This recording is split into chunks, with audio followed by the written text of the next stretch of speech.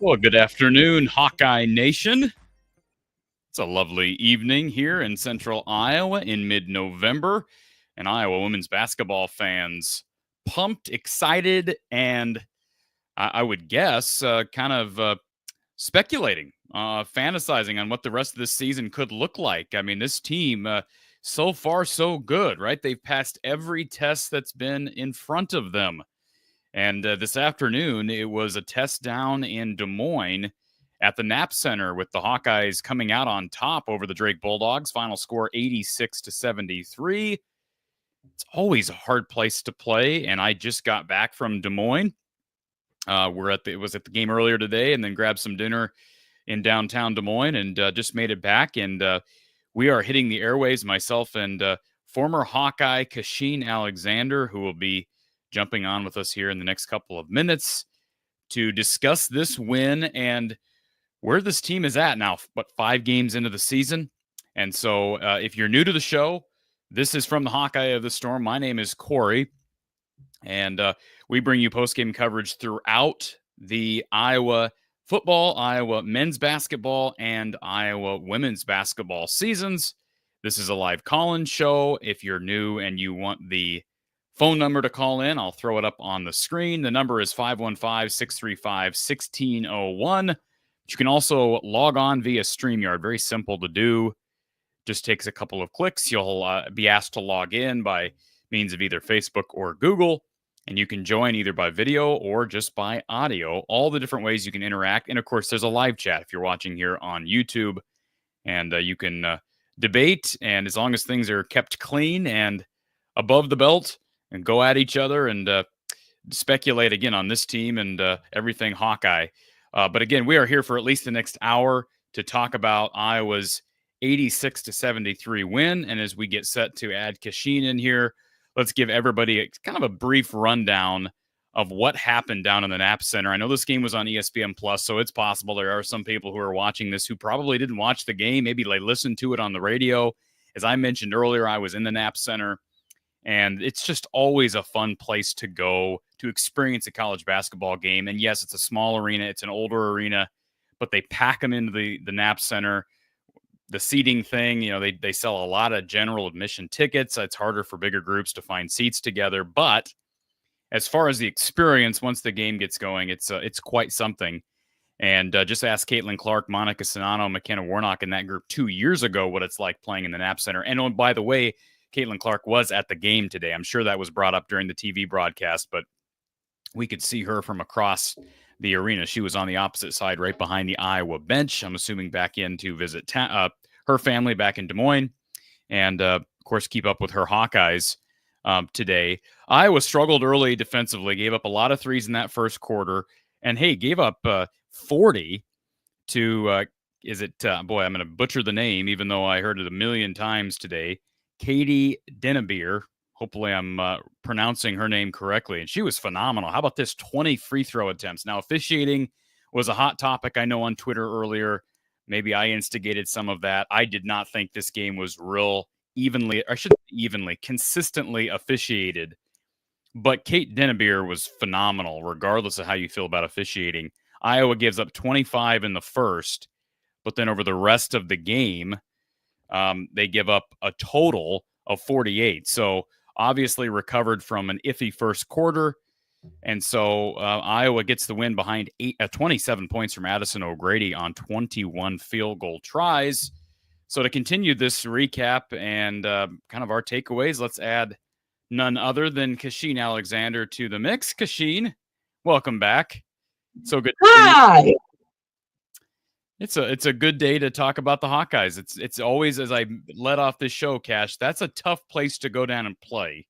And every year, young group of who have not played together a ton, and none of them have experienced a true road game. And even though there were a lot of Hawkeye fans in the Knapp Center this afternoon, I mean, I was there. It was 75% Drake fans, and we expected that. And they always bring it. That student section's right on top of you. It's loud. It's like a small high school gym. So I guess let's start at the top. First of all, again, thank you for being here. We've all been awaiting your return to this show and your recaps. It's always a breath of fresh air to get kind of recaps from someone who's played the game at the highest level. But that first quarter defensively was rough at times, giving up 25 points, a lot of open threes. You and I were kind of chatting back and forth via text during that first quarter. I was concerned. It looked like kind of almost like a Groundhog Day from 2 years ago, and Iowa needed overtime with that team that ended up in the national championship game. So you knew this was going to be a fight today. What did you see in the first quarter defensively? It just seemed like the Bulldogs had open threes whenever they wanted them. Yeah, it almost seemed like we were very hesitant in that first quarter. It was like we weren't closing out. Again, I'm not very versed in Drake this year. Obviously, this is a new year, things like that. But I'm pretty sure that somewhere on those scouting reports, it said shooter somewhere on there. So I feel like we were very kind of like, oh, I have a hand. Oh, shoot. No, I really need to have a hand. It's almost like it was taking them a while to kind of realize, like, no, they shoot. Like, right.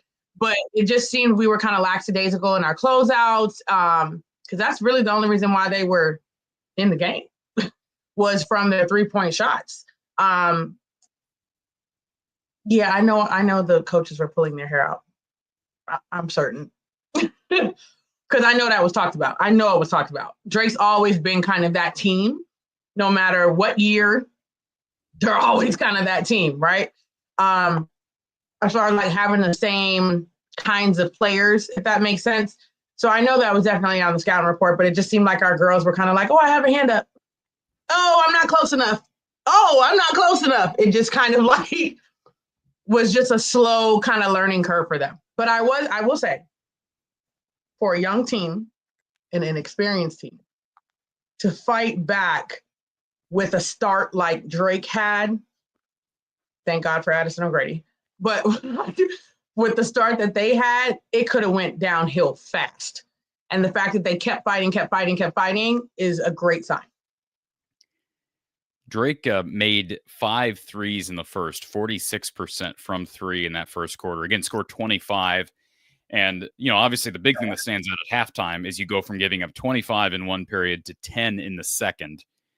So how much of it was an adjustment made from the staff, adjustments made with closeouts, aggression toward the 3-point line, and how much of that was just Drake cooled off? I wouldn't give it to us until the third quarter, I would say. I feel like in that second quarter, I think I texted you this, I felt like they were still getting open threes. They just were not missing them. I did say in the first quarter that nobody can keep up this pace. Like, nobody, right? So I knew they would cool off eventually. So I felt confident in saying that. I just didn't want the gap to be too big when they cooled off, if that makes sense. So I would say in the second quarter, we paid a little bit more attention to detail. We started being more aggressive. We saw more charges taken in that quarter. But I don't feel like we really got our defensive rhythm a little bit until the third quarter, where they started to kind of pick up the intensity a little bit, get back on defense, weren't allowing them easy threes in transition, stuff like that. I will say, however, I still don't feel comfortable in the whole game with how many threes we gave up. That's a lot. So I feel like that's still something they need to focus on in the next week for practice, is guarding the 3-point line, because that was way too many threes to let off, especially the kid who scored 40. I think it's interesting because, of course, we're going to keep talking about this game, but the macro look at this team as we continue to try to figure out what they're going to look like from November on through March.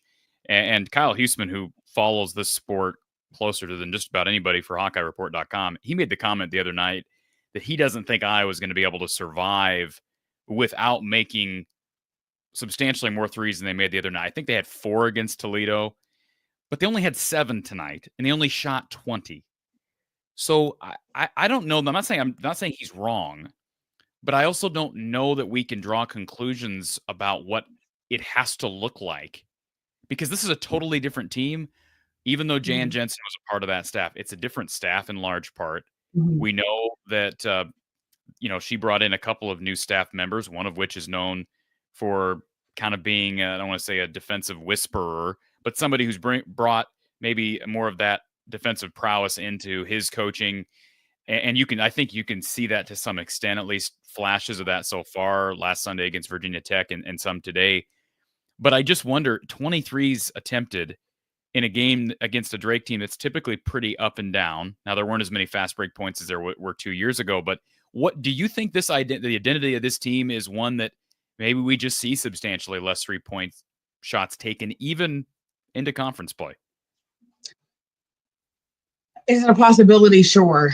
Does it make me nervous? Absolutely. As long as I've been an Iowa Hawkeye, I don't know any Iowa Hawkeye team that's not a 3-point shooting team.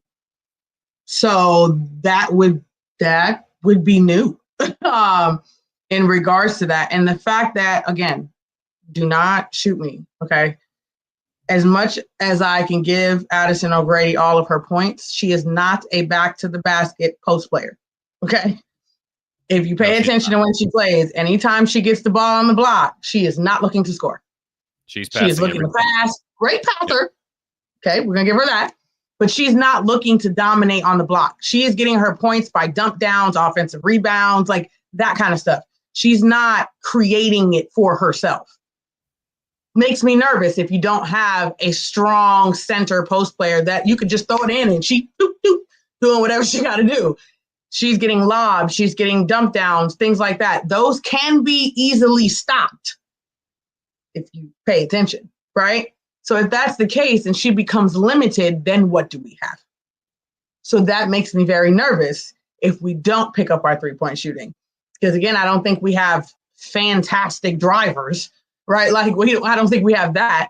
But at the same point in time, there has to be a balance. I don't see Addison as that back. Maybe she gains confidence as the season goes on.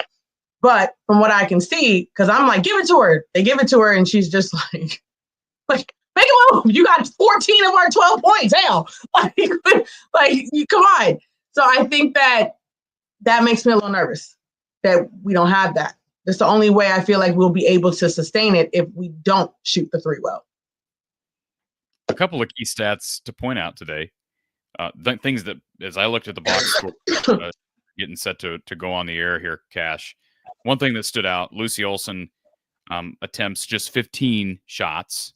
And for somebody who was the third leading scorer a year ago at Villanova, somebody who's coming in to fill in or fill the shoes of Caitlin Clark to some extent. Obviously, she's going to be taking on a heavy scoring load, does not play the way that Caitlin Clark plays the game, but only 15 shots from Lucy stands out, especially when you get 21 from Addison. And then, Taylor McCabe, we talked about the Furbach McCabe thing. We knew once Sid was back, Falter would be a starter. Okay, who goes to the bench? I said all along, watching Kylie play, like, it's got to be Taylor you send to the bench. You don't put, not with the way Kylie was playing the first few games, you don't put her on the bench. What does Jan do? She keeps Kylie on the floor. Sid's a starter again. And these last two games, I think, in my opinion, and we've been critical of Taylor McCabe for a couple of different reasons about her game, I thought she was phenomenal tonight because she played her role. She didn't force shots. She was 3 of 3 from the three-point line. She also gave them 6 rebounds. And I just think that's big on a number of levels, especially given the fact that now she's a veteran, right? Being a third-year player and having that presence off the bench, somebody who can come in and make threes and who's willing to be, after starting the season in the starting 5, go back to the bench. And she hasn't missed a beat. If anything, her production has been a little better or at least more efficient since she's gone to the bench. Your thoughts on Taylor? I know you've been critical of Taylor's defense in the past, but she's rebounding the ball substantially better than she ever has. I think that stands out. She's attacking the glass.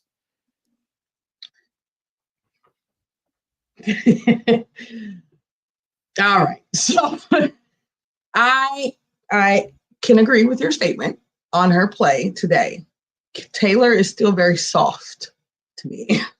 Okay. And that is stopping me from being a huge Taylor fan. Because again, even just like in the game, she went to go get a rebound and the kid just went right by her, tied it up. I'm like, go attack the boards. Hello. So there's certain things where I feel like she's gaining a little bit. I would not give her the nod to anybody by any stretch of the imagination. But she's doing what she's supposed to be doing. You got to be happy with 3 from 3, right? I mean, she's a shooter. I've never been critical of her shot. She's gonna shoot regardless. The girl can shoot. That was never my issue with her. My issue was the rest of her. It was her defense, the softness, her sketchy handle, she cannot. Okay, the easiest way to shut down Taylor McCabe is to get in her face. If you get in her face, she's not shooting anything.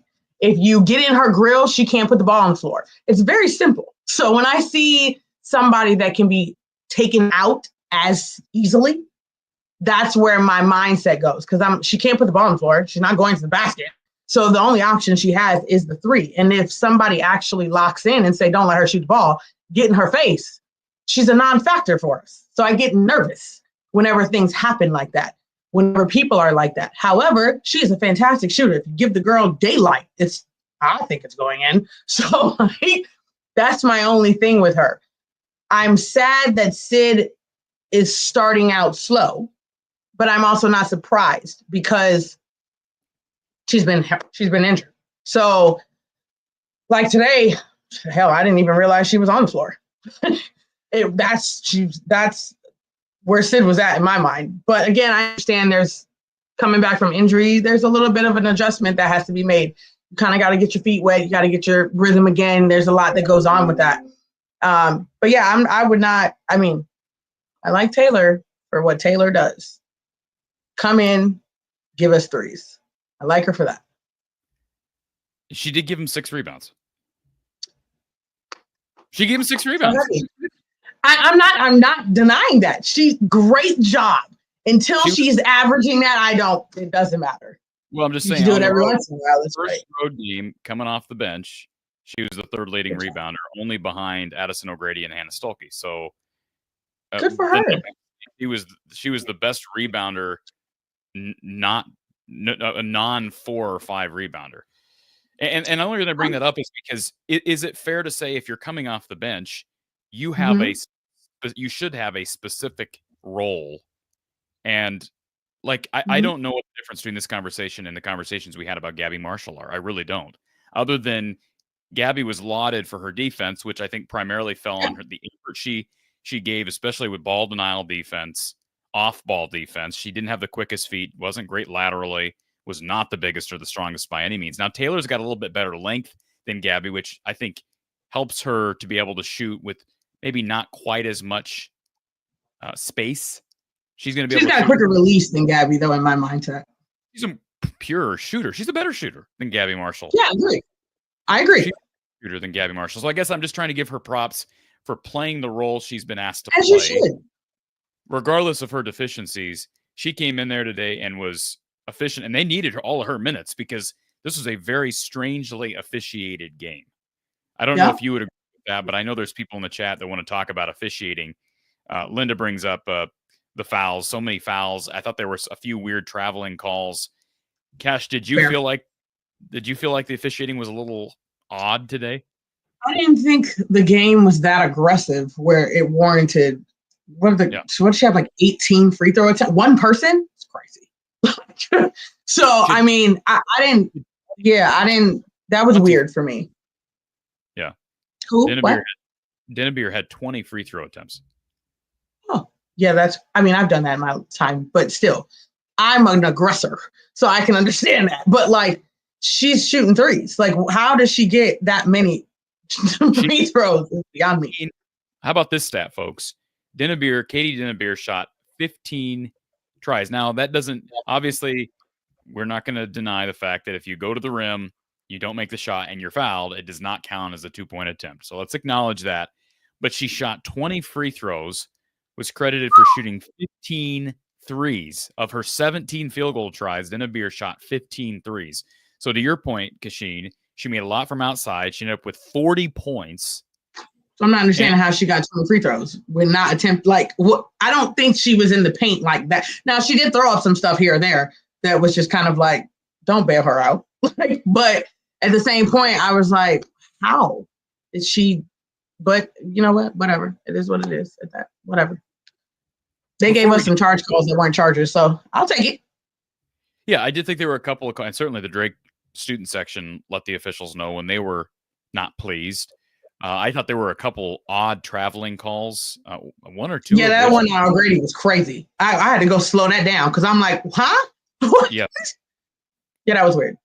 That's another one I asked you about. Like, was that a travel? I'm sitting here in the stands and I'm like, where was the travel there?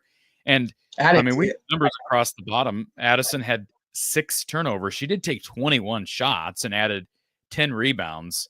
And like I said, a couple of those turnovers, I don't know that those were actually travels. What I appreciate about what we're seeing from Addison O'Grady, very similar to my comments on Taylor McCabe in a different light. Like, we've talked about O'Grady being what she is, and she's never going to be a great back to the basket type of player, but she's not trying to be, right? She's not trying to score, make spin moves and mini hooks.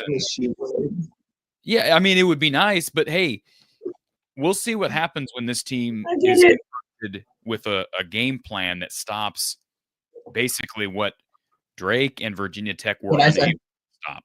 Mm-hmm. Because what happened against Virginia Tech, right? They were fronting all day.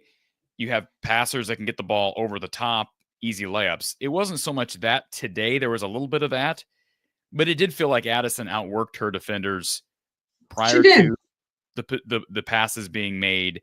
They weren't necessarily trying to front her. She just worked on them as it relates to positioning. And then there were other times where she's getting the ball back to the basket, and then Lucy Olsen or a Falter or somebody's cutting, and she's making that nifty little bounce pass, several of which she didn't get.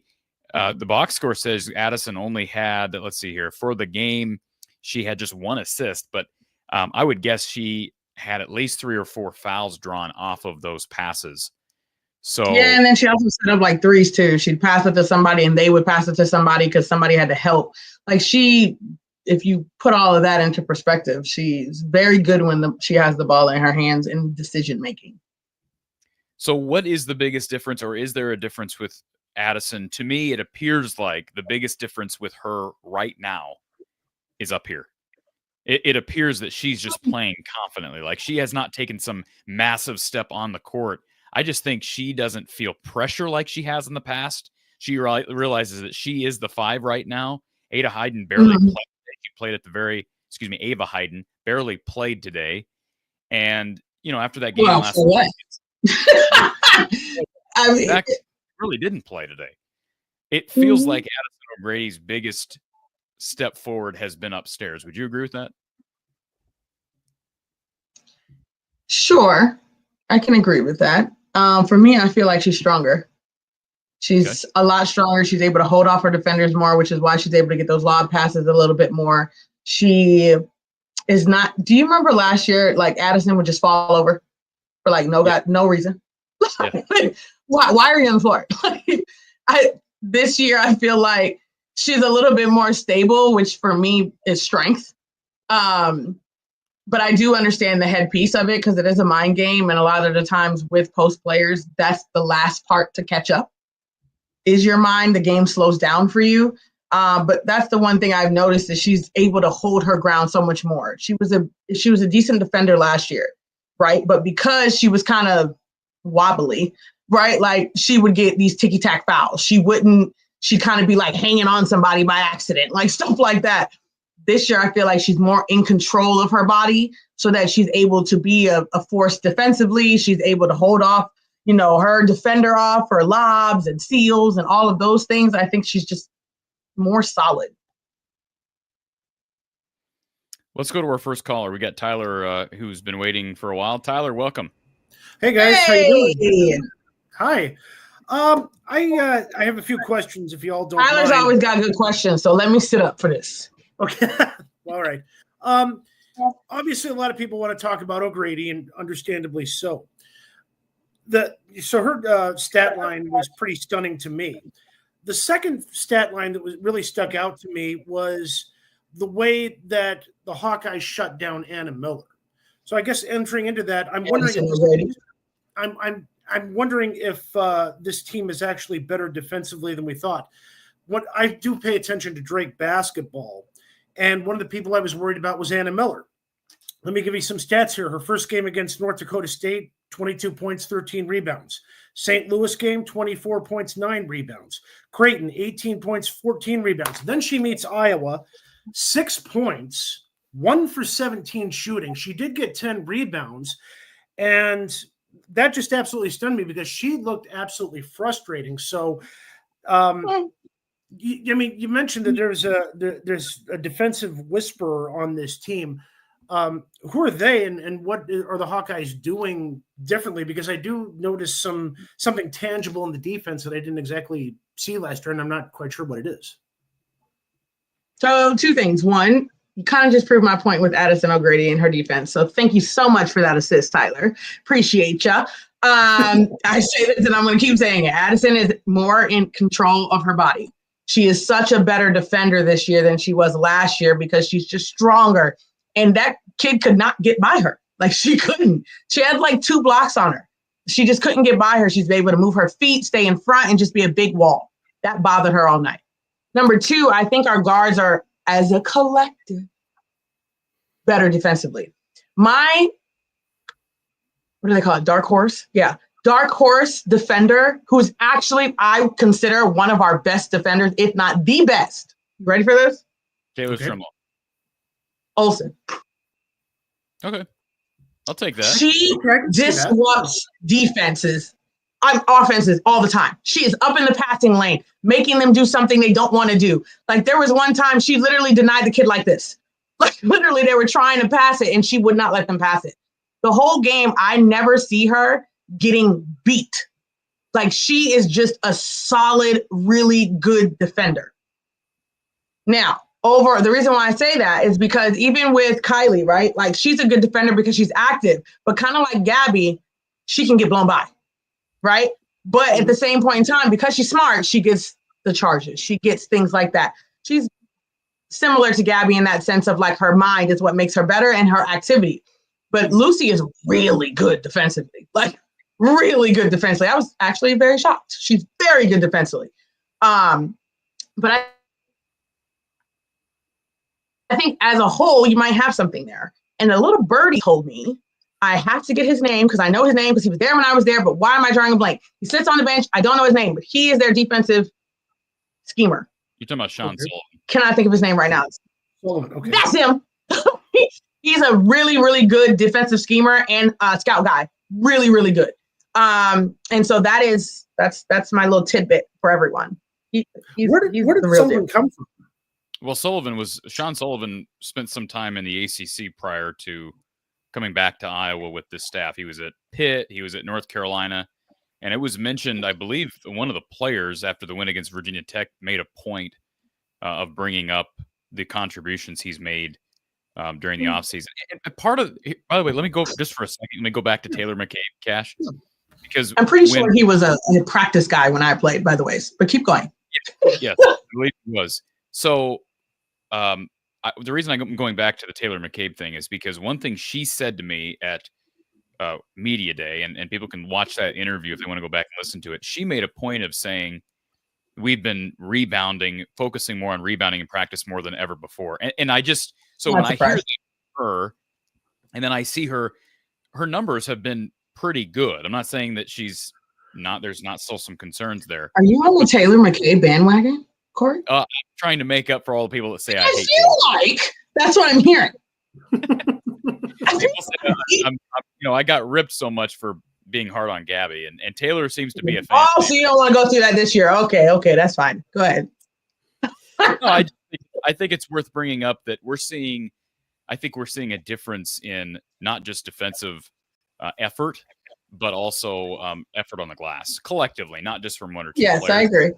I would guess some of that is having an extra post mind, right? Not having somebody like Jan and Randy Henderson, but also you add the defensive mind of Sean Sullivan. Tyler? Yes. Corey and I have talked about this before, but I wanted to ask this of you, Kachine. Besides O'Grady, what's been the biggest surprise, and Olsen's defense, what's been the biggest surprise that you've seen from this team so far in the 4 times we've seen them in action that counts?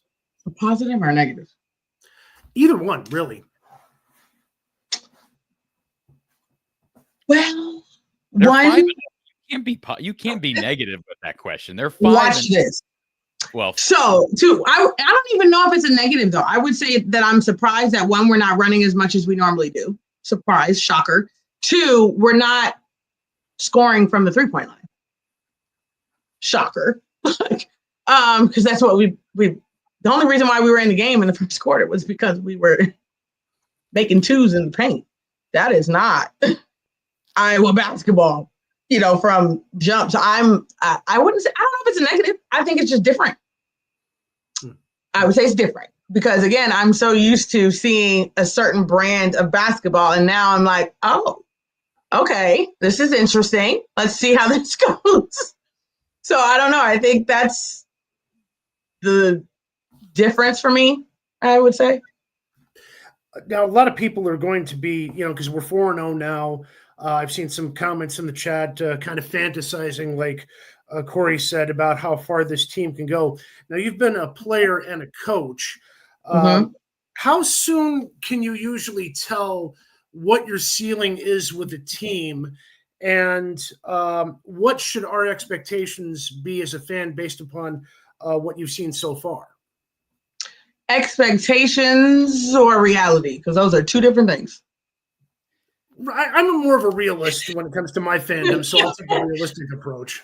Okay. So realistically, I don't feel like coaches get like the real identity of their players until after non-conference.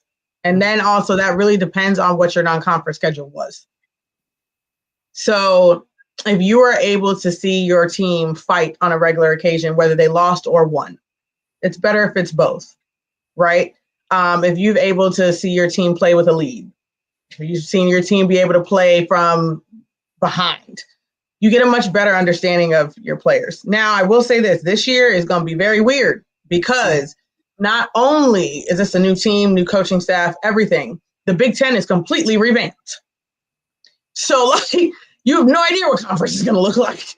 It's not, you have an idea usually what conference is based off of last year, right? Because it's usually the same people, the same idea of a team, coaches, the whole nine. So you can kind of see where you're going to fit. This year, it's so different. USC, UCLA, Oregon, all of these teams you never played are all of a sudden now on your schedule. So this year is going to be difficult to figure out what your team is or where you guys could potentially go because of the variables of this being a completely revamped conference and new team, new coach, new everything. So I think that as a coach, the best that you can do in this situation is just kind of say to yourself, okay, if we do this, we might be in a good spot. Does that make sense? Just real quick. They're without question in my mind. She won't say this, but without question in my mind, they are a tournament team right now. Mm-hmm. Like without question. You said what? Without question, they are a NCAA tournament team right now. Oh, that's nice. Like, what do you mean it's nice? What? Listen, Corey, I just said it was nice. That's all I said. Do you agree? Do you agree that as of right now, what we've seen, they are an NCAA tournament team without question right now? Let me look at the schedule first. And I agree, but I'm not sure where exactly. I'm asking you to project. I'm asking you, based on what you've seen, to evaluate whether this team is NCAA tournament worthy. Based on what you've seen. Okay. All right. The Big Ten makes me very nervous for them. Mm-hmm. That I'm going to be 100% honest with you, because they can do great in their non-conference and then hit a rough patch, and then it becomes a problem. So that's the only thing right now. Sure, they play a gauntlet in the non-conference.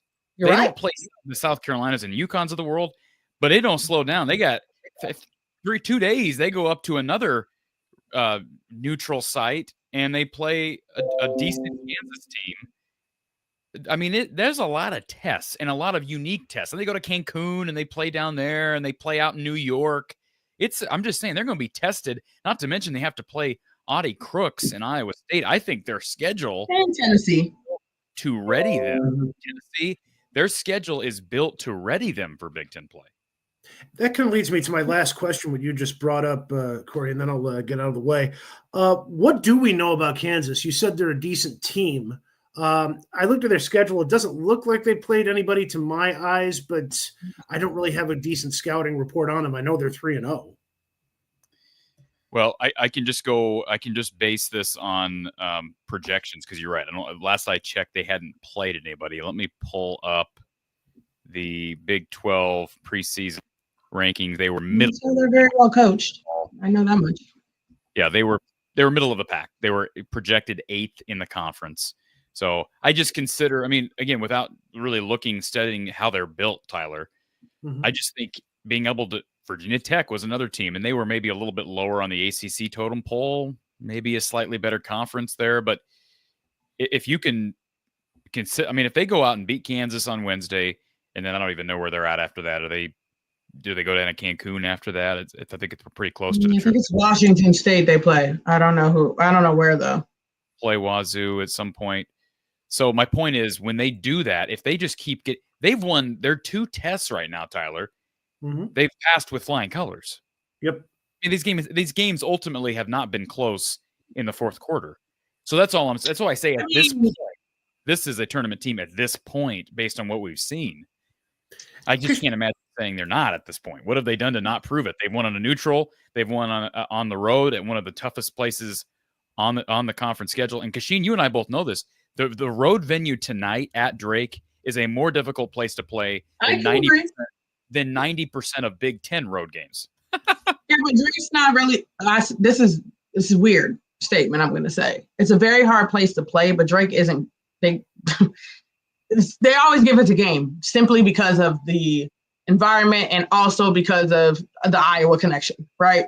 But Drake's not like this end all be all. Virginia Tech probably going to be bottom of their conference. Let's be honest. So in my mindset, I don't think that we've really proven anything. Well, let's be very clear. Maybe I'm not saying maybe to like Hawkeye fans because we ain't know what the hell we was gonna get on the floor. But as far as like As far as like, oh, they done played. This is a tough team. This is a great team. That would be different. I don't think Virginia Tech's going to be a NCAA tournament team. And Drake, maybe. I don't know who's in their conference, so I have no idea. They could possibly be one. Let me real quick respond to that. Drake is the reigning Missouri Valley Conference champions. They were picked as the preseason favorite. They received 39 of 48 first place votes. Dinnebeer was the preseason player of the year. So I'm just saying at this point, they're also in the Missouri Valley Conference. Well, that's where Blutter came from, though. There's some listen, I understand. But if we're talking about where we're going to go, how we played against the Missouri Valley Conference team is no bearings on what we're going to do when we're going to be playing freaking Oregon, who did they just beat? NC State? No. I don't remember who they just beat. They just beat somebody who's ranked in the top 10. Like, we're playing Juju Watkins. We're playing Ohio State. Oh, yeah. Great team. We're like, Drake has no bearings. That's what I'm saying. And as far as us being ready, we haven't gotten ready yet. Those teams are like, okay, all right, we did that. Okay, we did that. Okay, that's good. Okay, that's great. Now, playing a team where I'm like, oh, yeah, that was a good win. Yeah, absolutely. That's where we're at. So you're telling we ain't got it yet. That wasn't a good win today? For the state of Iowa, sure. So is that no, I'm not even talking about that. I don't care about that. That wasn't a good statement win early. For who? For Iowa. For I don't care if it's Iowa or it's nobody except for Iowa fans thinks that Iowa beating Drake is a good win. Nobody. I disagree. Any coach is like, you know what? That Iowa team is dangerous. They beat Drake. Drake is not. They're the Missouri Valley Conference. You're supposed to beat them like that. You're supposed to do that. Now we beat Iowa State. That's different. I'd be like, oh well, hell. We're going to the Sweet 16, baby. Like, yeah, that's different. It may seem like I'm going after you, and I'm not trying to, but they're the overwhelming favorites in that conference, and it's historically a good women's basketball conference. That's all I'm saying. And to go on the road and do it, I don't care if it's Iowa or it's Indiana or it's Maryland. If they went on the road to the Knapp Center and won, I'd say, hey, that stands out in my mind. I'd be like, that's a pretty good win. Let me tell you why. Go ahead. When Drake, right? We're talking Drake. We're talking the NCAA, right? When we're talking about going through the conference and looking at your schedule, right? The likelihood of Drake beating somebody that's actually going to matter is very slim. One, because their conference sucks. And two, because they're not playing anybody big time. Except Iowa State, there's some other people on there, I'm not gonna lie. But when we're talking about the grand scheme of things, they're not gonna care that Iowa beat Drake. We were supposed to throttle them. That was the point. But like I said, to Iowa fans who know how hard it is to play at Drake and know the back and forth and the history, to us, it's a big win.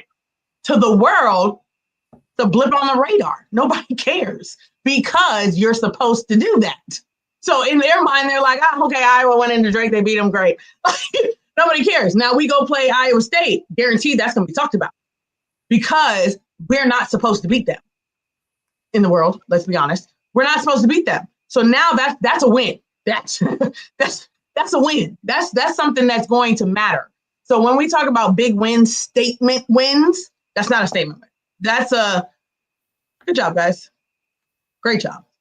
I like it because we're young and we fought through and we came out on top. Love that for us. It's a good camaraderie, a good thing for coaches to talk about in the locker room. But in the grand scheme of things, it doesn't help us.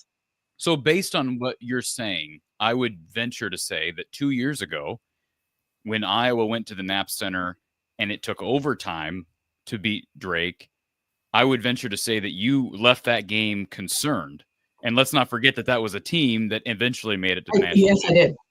Sure did. Because I'm like, what are we doing here? Like, what? Now, again, I know as an Iowa Hawkeye how hard it is to play there. I'm aware. right? So I always know going into Drake, it's going to be fucking gauntlet. Never fails, right? So I'm aware of that. But in my mind, I'm like, oh, there's some things we got to clean up. Again, I'm happy that we pulled it out last year. That would have been a bad win, right? Or bad loss, right? Like, but at the same point in time, it didn't help us. Like, it wasn't a situation, even if we didn't, let's say we beat them by whatever, 20 plus, right?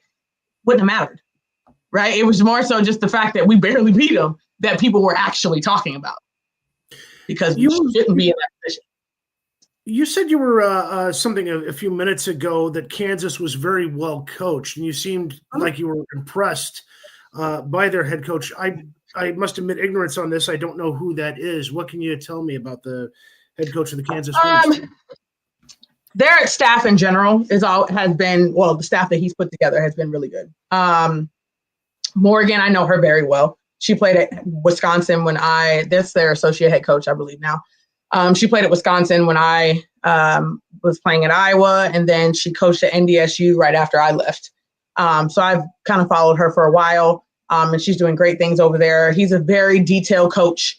I believe he was at NDSU first, if I'm not mistaken, and did great things there. And then he went up to Kansas.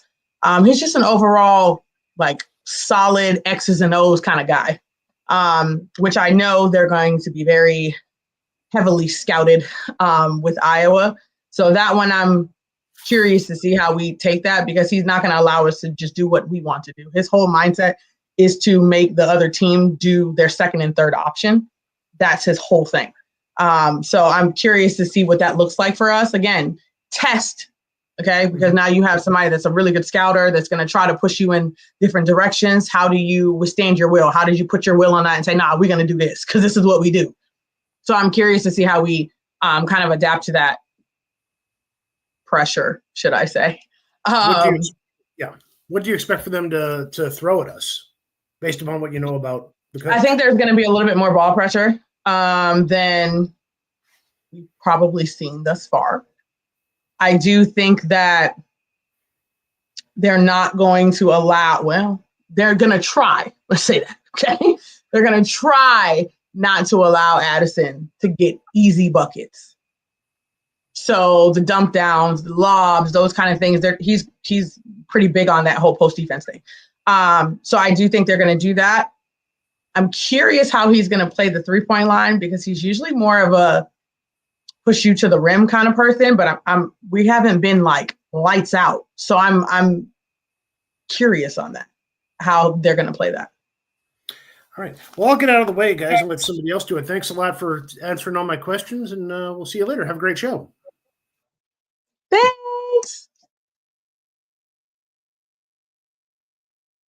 I guess I was muted. Just so people are aware, this was delivered to me the other day. I believe it was Tony, who loves the numbers for men's basketball, but he led me onto this website. I know a lot of women's basketball junkies probably know about this already, but Massey Ratings .com is very similar.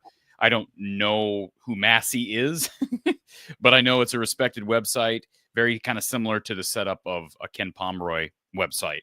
And Massey, just so people are aware, ranks these different teams by across the landscape of Division I based on their body of work, and it weighs offense, defense, strength of schedule, and there's a couple other metrics here that are abbreviated that I'd have to do more research on. But just so people are aware, right now they've got Iowa having moved up 3 spots to 3rd in the country behind South Carolina and UConn. Now it's 3rd in the country for what? Their overall rating right now. Their overall, I'm just telling you what Massey has. I'm just telling you what Massey has. Massey just lost a lot of 2 points a week, because Hey, just so people, so maybe that totally takes away from what I'm about to tell you, but they got Drake. Massey's got Drake having moved down 9 spots at 63rd in the country. My point in bringing that up is there are 362 Division I teams. So I'm just saying the respect level nationally, regardless if you respect Massey, there is a level of respect for Drake compared to any other, or I shouldn't say any other, but most other G4 mid-major programs. So I know you're not going to be convinced based on what I just told you because you think. If he had us at third, yeah, he's lost all out the window. I don't know where that comes from. Other than you know what though? What goes into that for him? Because I'm not understanding where he's getting that number from. I mean, like I said, no, I couldn't tell you without I hadn't had a chance to really. And to think about that in grand scheme of things, if he thinks we're third and he thinks Drake is 63rd, that just proves my point right there. What? He's got 60 teams lower than us. Well, exactly. These are numbers, and these are these numbers across the board are ratings on offensive and defensive efficiency. Iowa's got, according to him, the number one efficient offense in the country right now. That's where he's got. I'm just don't shoot the messenger. What? Can I just show this to you? Let's just show you the rating system, and then if you want to totally discount it, you're welcome to do that. No, I'm actually very curious on that's wild. You'll see this is set up very similar to what Ken Palm's rating system looks like, and so here are the ratings: MasseyRatings.com and Iowa. Let's get this. Can we get rid of the logos? What I don't want to. I mean, honestly, there's a little X right there. You see it? What's that? I got it. All right. Yeah, there it is. He's got South Carolina, UConn, Iowa. Here's offensive rankings. They got Iowa number 1. Defensive, Iowa's 57th. But collectively, strength of schedule 16th. Sure. So these numbers I'd have to, again, look at closer to try to figure out where this is. But numbers, as I've gotten older, Kachine, and you probably aren't this way because you played the game at a high level. I only talk about the game at a high level, but the numbers do fascinate me to some extent. So I am curious maybe we can invite Mr. Massey on this show because I'd be curious as to how he weighs this stuff. Hey, good for him. But good for him. Anyways, you're going to showing everybody. All right, let's go back to our. Yes, it works for me. All right. I'll take third. All right. Well, they're third in the country right now, according to us and Kachine, and according to Massey. Let's go back to our call line. Before we do, I want to give a special thank you to Brad and his team down at State Farm. That's Brad Van Meter on Fleur Drive in Des Moines. Give him a call first thing tomorrow morning, folks. It's the start of a new week, and a lot of premiums are renewing. Maybe you've gotten your renewal letter in the mail, whether it's homeowners, auto, maybe it's business insurance of some sort, motorcycle, RV, boat insurance, whatever the case may be. Brad can help you save money and get great coverage with a great team of Hawkeye fans down there on Fleur Drive in Des Moines. Give him a call, 515-256-6480, or visit him online at bradvanmeter.com. That's Brad Van Meter down at State Farm in Des Moines. Let's go back to our call-in line. Thank you for calling from the Hawkeye of the Storm. Who's on the line? Hey, this is Chris in Wyoming. Hey, Chris. Okay, I have a question. Okay. I'm actually watching a replay of the game right now, but it's about Lucy Olsen. Last year she was the third leading scorer in the country, and so I love watching her. I love her athleticism. I love her shot. I think she's a great all-around player, and I just want an opinion on. She's not scoring a lot, and I'm wondering if she has to have the ability to take over a game, right? And she's not had to do that. So I'm wondering if we have yet to see the team's full potential with her at the helm. You see what I'm saying? Yep. I think here's the thing, though. I'm going to be honest with you, Chris. Just because you're the third leading scorer in the country doesn't mean you're able to take over a game.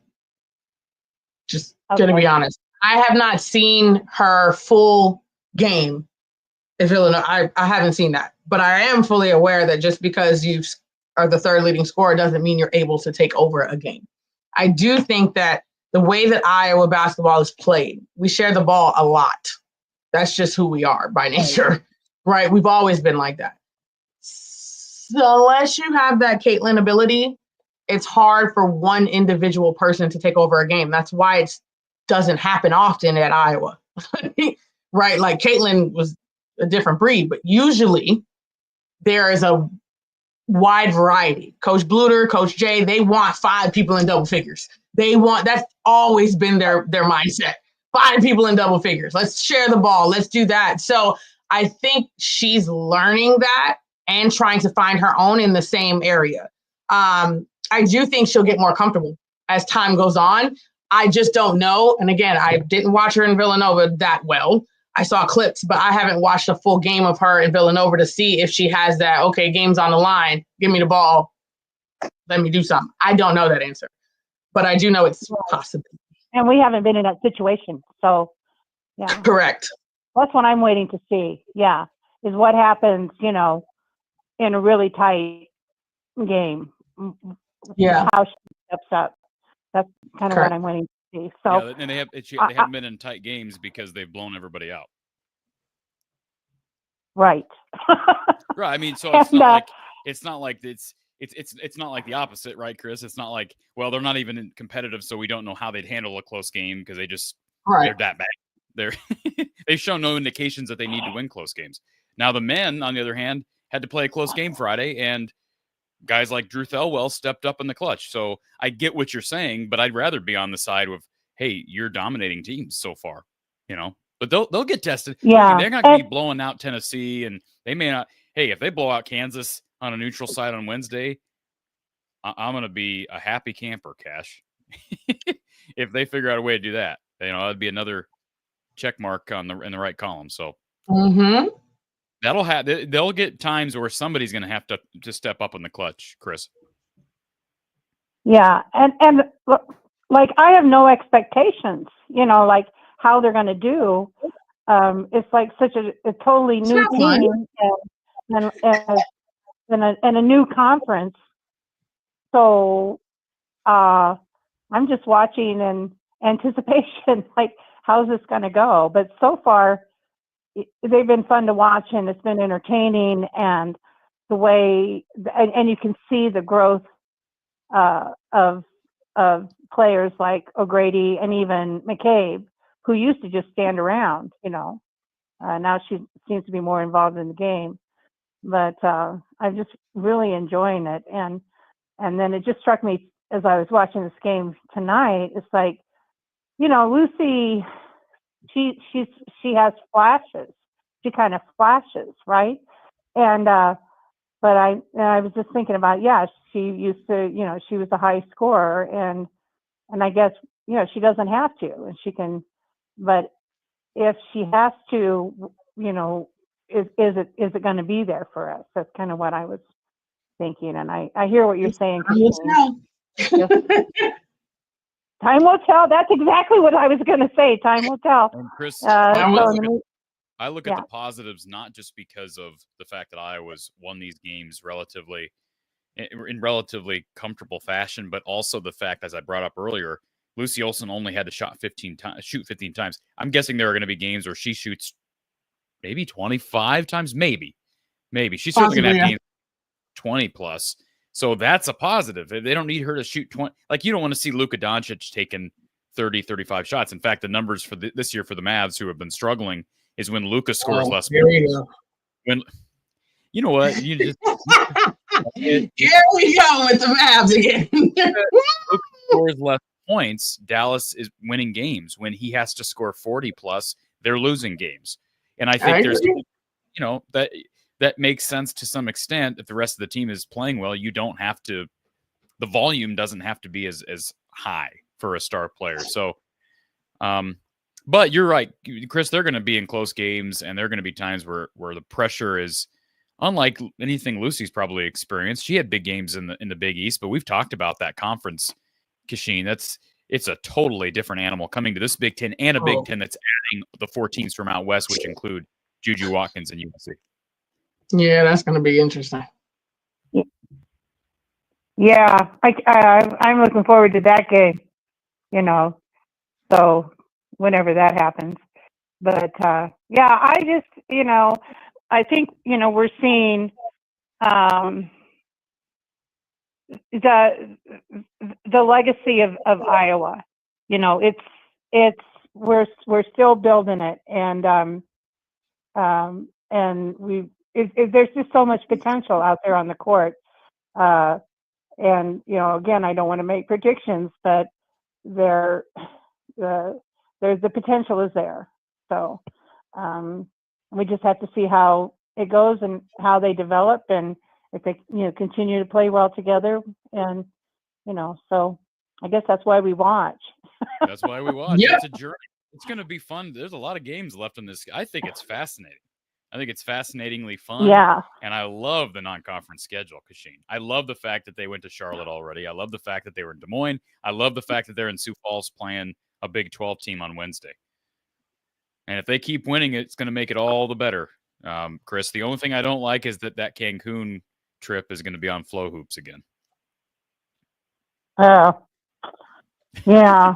And is that going to be, will we be able to watch that? If you buy Flow Hoops, you will. If you buy Flow Hoops for $30-something. No, I'm not going to do it. I refuse. I will watch it, the replay on YouTube. All right. Well, you'll be able to watch That's what show. I did now, so. Yeah. Well, Chris, appreciate you calling as always. Enjoy the journey. We're going to be here. It's going to be a fun journey here. I think so too. And nice talking to you, Kachine, and you as well, Corey. Hey. And go Hawks. Thanks, Chris. Go Hawks. Appreciate it. All right, good stuff. I got to read through some of these comments. I don't normally do this. Before we get to our comments, we got a couple of super chats. One Ask-A-Bum says, Drake didn't go from 0 to 100 real quick. What does that mean? Oh, that's funny. What does that mean? It's a lyric. It's from Drake. Like Drake, the rapper. Oh, I'm glad you're here because I would have had no idea. The Drake guy. I'm not a. All I can say is started from the bottom. Now we're here. That's all I can say about Drake. I know the song "One Dance." That was a pretty good song from Drake, but I guess I'm not. That means I'm not. There's a lot more you're missing. Go ahead. My wife likes Drake. I think to some extent. Okay. She would know that reference. Tyler, appreciate the super chat. Thanks for answering the questions. Got one more. If you were scouting Iowa for Kansas, how would you recommend stopping O'Grady from having another solid night in the paint? And I'm guessing we'll see that done based on what you said about. Stay behind her. Don't front her. I think that's the dumbest thing for you to do ever. Stay behind her and make her make a post move. Very simple. But Drake did that a lot today. They didn't front her nearly as much. They were fronting the girl. They were on 3/4 side. We kept throwing it over the top. Like, why were you doing that? Stay behind. When I say behind her, I'm talking about back to stomach, behind her. Like, let her make a post move. Now, but she's not looking to make post moves. And in the second That's exactly my point. But in the second half, when they were square with her and her back to the basket, what she was doing without dribbling is she was working with those post passes, especially that bounce pass to Cutters. So how do you? Yeah, but he said stop O'Grady. He didn't say stop the rest. Stop O'Grady from scoring. That's what you do. Well, that's what Drake did in the second half. And the other people got to do their job. Addison had 14 points in the first 5 minutes, didn't she, or something crazy like that? Yeah, she had 12 of our 4. It was insane. I was like, what are we doing? Like, why are they just now? By all means, I love that. Thank you for playing her like that. But they just like, okay, it's all righty. But yeah, that's what I would do. If we want to stop her from scoring, just stay behind her. Let her find her cutters, but then you get on your guards.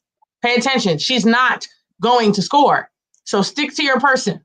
As soon as you turn your head is where you get lost, and now she done dumped it off. Don't even turn your head. Don't even worry about her. Hit the Caitlin Clark on her. Like, I don't understand why people do that. It blows my mind. But anyways, I hope nobody's watching. Kansas, don't watch this. Thank you. I'll tell you what. This is a game of chess to some extent, right? For teams scouting Iowa, because Jan and Addison and those teammates of hers, they have to make adjustments as other teams make adjustments. Oh, yes. Jan's coaching ability is going to continue to get tested each and every game. And again, so far so good. That's what's fun about this is we're seeing each game what looks different under Coach Jay. And I have that kind of an underrated take on this whole situation. and this is no disrespect to Lisa Blutter. And I know you're not going to say anything down about Lisa or Jan on this show, but I believe Coach Jay has an excellent chance of, by the time she retires from Iowa, being considered a better coach than Lisa Blutter was. Not maybe more accolades, because she didn't coach someone as generational as Caitlin Clark. And I think they're both going to go down as greats, right? Just like, Dr. Tom and Hayden Fry both went down, or I guess a better comparison would be Hayden Fry and Coach Kirk Ferentz. Both are going to go down as greats. And you guys know that Coach Jay was in charge of substitutions? What's your point? I'm just saying. Coach Blutter was very high on Coach Jay for her ability to understand the flow of the game. So going on what you are saying, without me saying anything, there's your answer. And I think it's long been said that Coach Blutter, and you can attest to some of this, the mental side, I think you've said this on the show, the mental side of the game is something that Coach Blutter was phenomenal. Really magician and artist as it relates to getting her players to lock in and to buy in to the mental aspect of the game. And so away from, I'm not trying to mean any disrespect to Coach. No, not at all. Relates to basketball coaching. I just wonder if now Coach Jay being the head coach, we're going to see some artistry. I think we've already kind of seen that on a couple of occasions. Oh, I've seen some plays already that I was like, "Woo, that was nice." I might have to replay that. But that's just my coaching mind, in the sense of I see something happening, even if we don't score on it, I see the action, and I'm like, "Whoo, that was nice." Let me replay that. I like that one. So yeah. Okay, so we have to. Let me throw the phone number. The line is open, folks, but I want to run through a couple of comments before we get to another call. Don't be shy. Yeah, don't be shy. Kachine's here to chat. So these comments are great. Let's just start, because these comments. I don't know if you're looking at the chat when we were talking, but as you and I were going back and forth about Iowa and Drake, there were some interesting comments in. LL Cool J 520. Did Gabby end favorably in Corey's mind because of Molly Davis going out? Iowa was much bigger last year with Sid in the lineup. I feel like we didn't complain about Gabby after that.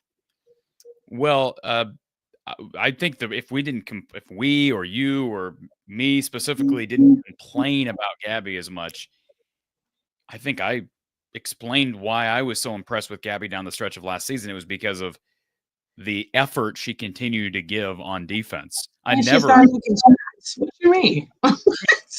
She's done. Her last 2 years, she was. That's what her knack was, making shots in March. She did that time and time again. So that should be studied. Yeah, I don't understand how she was doing that. Like, she was horrible. She was terrible. And then it was all of a sudden, it was like this March Madness juju was on her, and all of a sudden she could make shots. It was crazy. And Destiny Pirate says on Drake, Iowa, agree it's a good in-state win. We agree most of the country doesn't care. The question is, would the selection committee value this win? And again, it depends on the numbers and the criteria, but my guess is they will. It depends on their strength of schedule. It depends on what they do, technically speaking. Now, if they win out the conference, they win regular season, they win their actual conference, it could potentially give us something. I don't think they play anybody. Let me look before I say that. I don't think they play anybody except for Iowa State next. Maybe Washington State, because we play Washington State. So that might be a good head-to-head scenario. So that's a possibility. Like, if we beat Washington State and so does Drake, that's good. If we beat Washington State and Drake loses, well, then it just kind of doesn't really matter. So it really depends on what they do with their season and their schedule. It could. I mean, it's early, so who knows? Again, it depends on what their results mean for the numbers. Yep. But they win the Missouri Valley outright, and then they win the conference tournament and go to the tournament. That will look good. Correct. Block Iowa says, for a new coach, no Caitlin, bunch of freshmen. No one knew how we would look in the preseason. Let's go to our because we keep hanging up. Thank you for calling from the Hawkeye of the Storm. Who's on the line? Spencer Helly.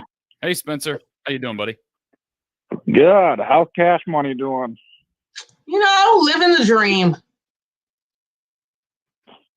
You got to do what you got to do. Amen. I just want to hit on some positives from tonight that I didn't think we had from any players from last year. I'm really liking what I'm seeing from Lucy Olsen's mid-range game, because from Caitlin, I don't think we had that. And if we get into desperation mode where someone has to step up to get something where the mid-range game is important, is Lucy going to be the one to trust to get like a quick mid-range jump shot from the elbow to fire up the team? I think it would, based on a one-on-one situation, isolation, I don't know who else you would want in that situation, Kachine. Maybe Sydney Falter, but nope. It's got to be Lucy, even though we haven't seen it yet in a situation like game. She's got to have the ball in her hands to either create for herself or somebody else. In past years, even Spencer, you know this, that I go back 3 years ago to the Creighton, Iowa game in the NCAA tournament. What do? It's not Caitlin Clark. They go down to Monica Sonano because she was someone who could play back to the basket. Now, she missed that shot. Iowa was ousted from the tournament, but they did have that luxury of somebody else who could play back to the basket, create their own shot. Addy O'Grady cannot create her own shot yet. That was against Creighton, right? Correct. Mm-hmm. Oh, yeah. I don't even want to go back to that. That was not fun.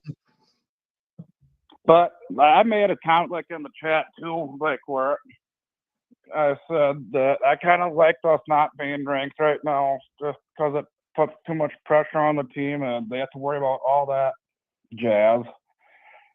So I think we should just get some quality wins against some, I don't know, I agree. average. Like, we got Kansas and Tennessee coming up. Yep.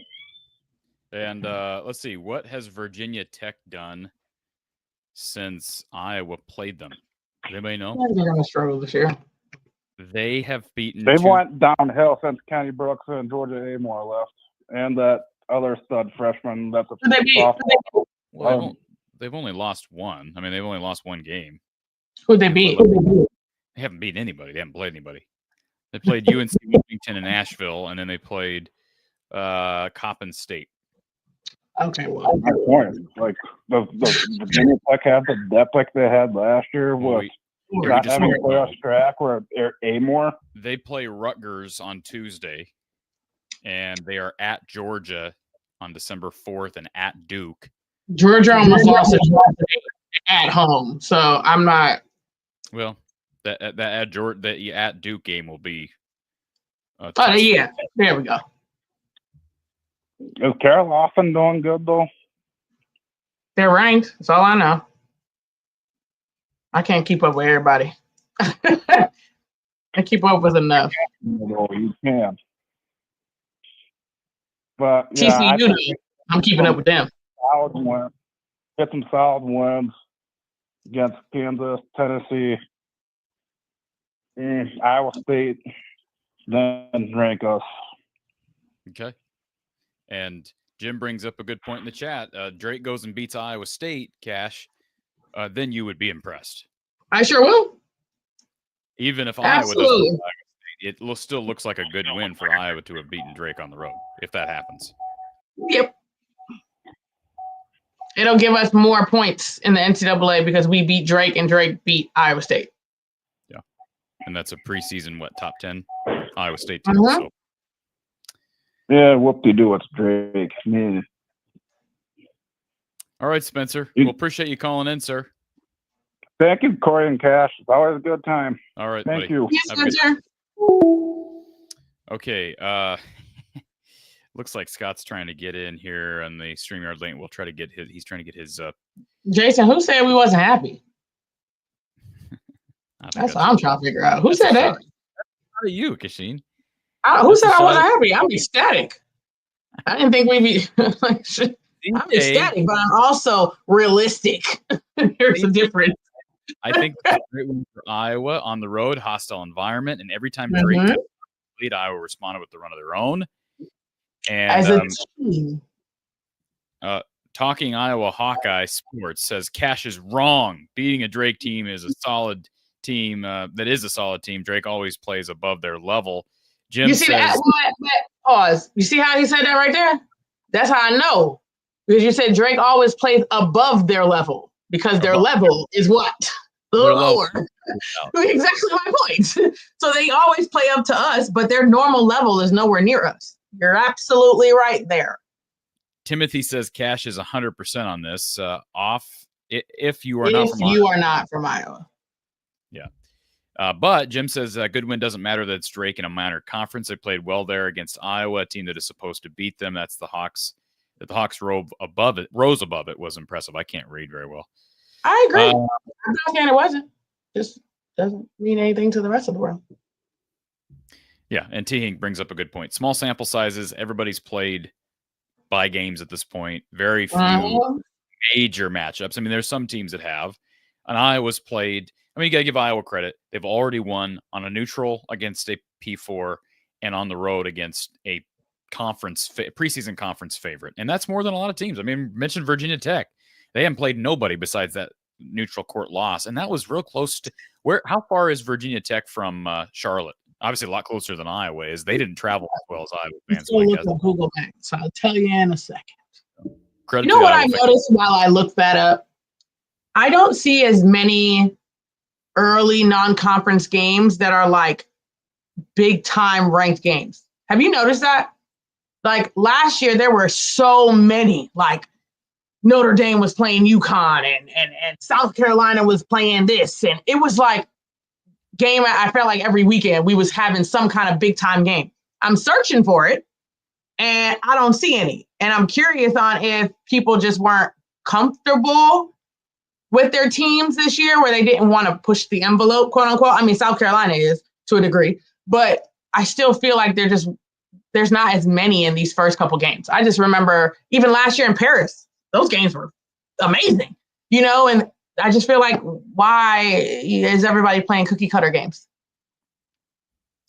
The only thing I can think of is there are games like Iowa, Virginia Tech 2 years ago that would have been a marquee game, but those programs have lost much. So some of these games I've just fallen like they probably saw it. Well, yeah. I mean, the chips have kind of fallen where they have as it relates to attrition with programs. And so matchups that could have been matchups maybe aren't as marquee. Yeah. I'm just guessing on some of this. Now, I will say that I brought this up to several people because I think it's incredible. Iowa State plays UConn and South Carolina in the non-con. That's going to be the fall. Yeah, that's an interesting matchup. I hate saying that, but I'm excited to watch them this year. Let's go to our next caller. I don't think Scott got his camera working, but I believe. Virginia Tech is 2.5 hours. Okay, and I'm guessing it appeared on camera that there were more Hawkeye fans there than Virginia Tech fans. That's credit to the fan base. Scott, can you hear me? Uh-oh. Scott, we can't hear you. Come back. We'll try to get you, Can Scott. You see him? No, I can't see him. We just got a little X through his camera. I thought he's unmuted. So, Scott, we can't hear you. Let's try to get your audio working. I don't know what's going on there. Try to refresh. He'll be back. Use a different browser. Dan says computer models don't mean much this early. This I don't like. I'm trying to read through typos. Massey might start reflecting reality once the teams have 10 plus games in. So I'm not going to debate that. Again, I can't really endorse Massey. That's just one of the rating systems that people look at that's kind of similar to Ken Pomeroy's for the men's. And Tim wants to know, Cash, when you watch the game, do you find yourself more following the ball or watching off ball to see what's developing? Good question. I watch it like a scout, unfortunately. Unfortunately. So I'm always watching what the next play is, who we should be getting the ball to, things like that. What we need to do in order to play better, or what is working for us versus not working for us. Once you've been a coach for as long as I have, it's just ingrained in every basketball game you watch. Sato, I believe it's Sorge is actually how you pronounce his first name, or Shorgy, or I can't remember how to pronounce it. My apologies. Says, stop. Taylor also had 5 turnovers. At least one of those was a phantom travel. Let me just make that very clear. Phantom. Taylor had 5 turnovers? Wow. Phantom travel. So that means she only had 1 rebound then, because that knocks out all of that. All right. So Addy O'Grady only had 4 rebounds. Sure. He only had 4 rebounds. Is that fair? Sure. Turnovers take away something. So. All right. But I'm actually not surprised by neither one of them turning the ball over like that. Yeah. A couple things here in the chat. So Pierre makes a comment on Taylor, says that she's definitely an upgrade offensively over Gabby. O'Grady is a better center than Hannah Stalky. Well, Hannah's not a natural center. I do want to ask you. Hannah's not a center. I want to ask you about Hannah Stalky. You sent me a message during the game and said it seems like Hannah's just jogging out there. And I noticed that until you said it, although I commented back that I did notice something in the last game that it felt like she was not moving maybe as smoothly as she has in the past, or maybe not running as hard. Did you notice that as the game continued, and should that be a concern for fans, given the fact that she's probably is probably the wrong word to use, most definitely their best fast break option? Yeah, that's what I'm confused about. Is because it's no way that Addy O'Grady should be beating you down the floor ever. Like, ever, unless she got a half court ahead of you, head start. And there was a time where she went to close out in the corner and she just kind of like nonchalantly jogged out there. And I was like, what is happening? She just doesn't, I don't know. She's just not running as hard. We'll get some spurts. Like in the earlier games, we saw some spurts, right? But it's not the Hannah that was last year. Like that was like her mindset was go, go, go, run, run, run, run, run. I don't know if she's not doing that because she's realized that I'm running for no reason. Because there's no Caitlin Clark to pass her the ball. I don't know. But I feel like she's just not running. And I don't like that for her.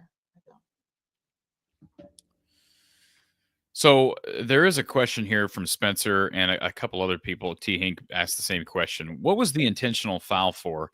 I don't have an answer for you. I don't have an answer because I was at the game and the PA announcers, they didn't even say, like, what's so weird. And I was bragging about that Knapp Center and what that environment's like.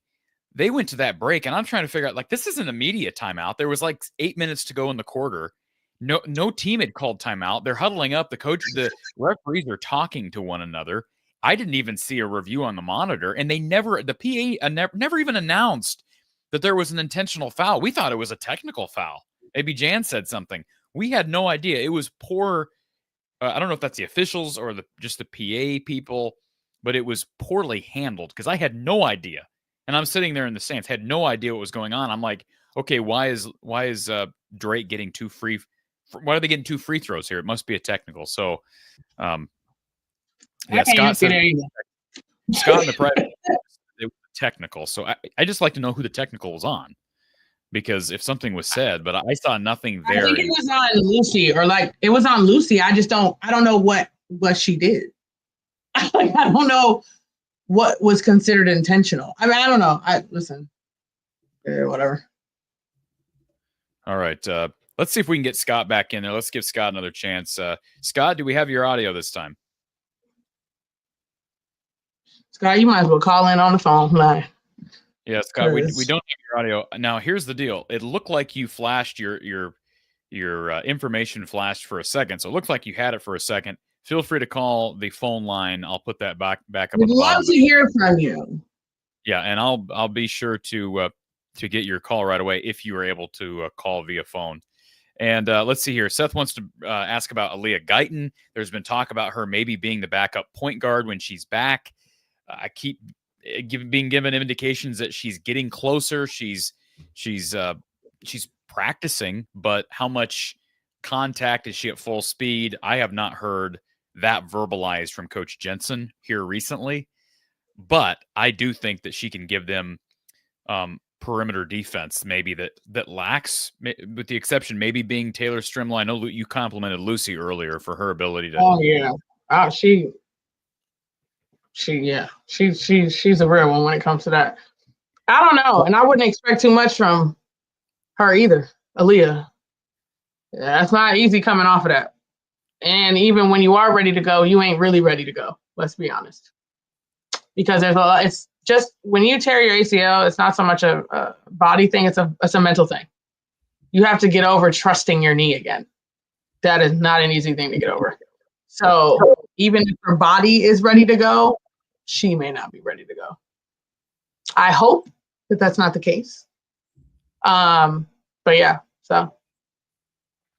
All right, let's go back to our phone line. We've got James this time. James, welcome to the show.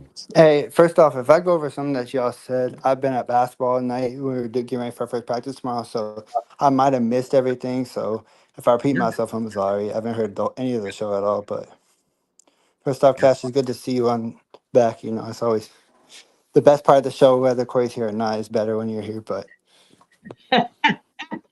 Thanks. Does that mean I can leave, James?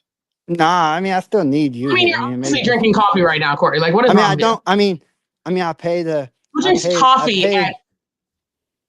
Somebody who just got back from. I hadn't had coffee yet. I stopped for coffee on the way home. I'm sorry.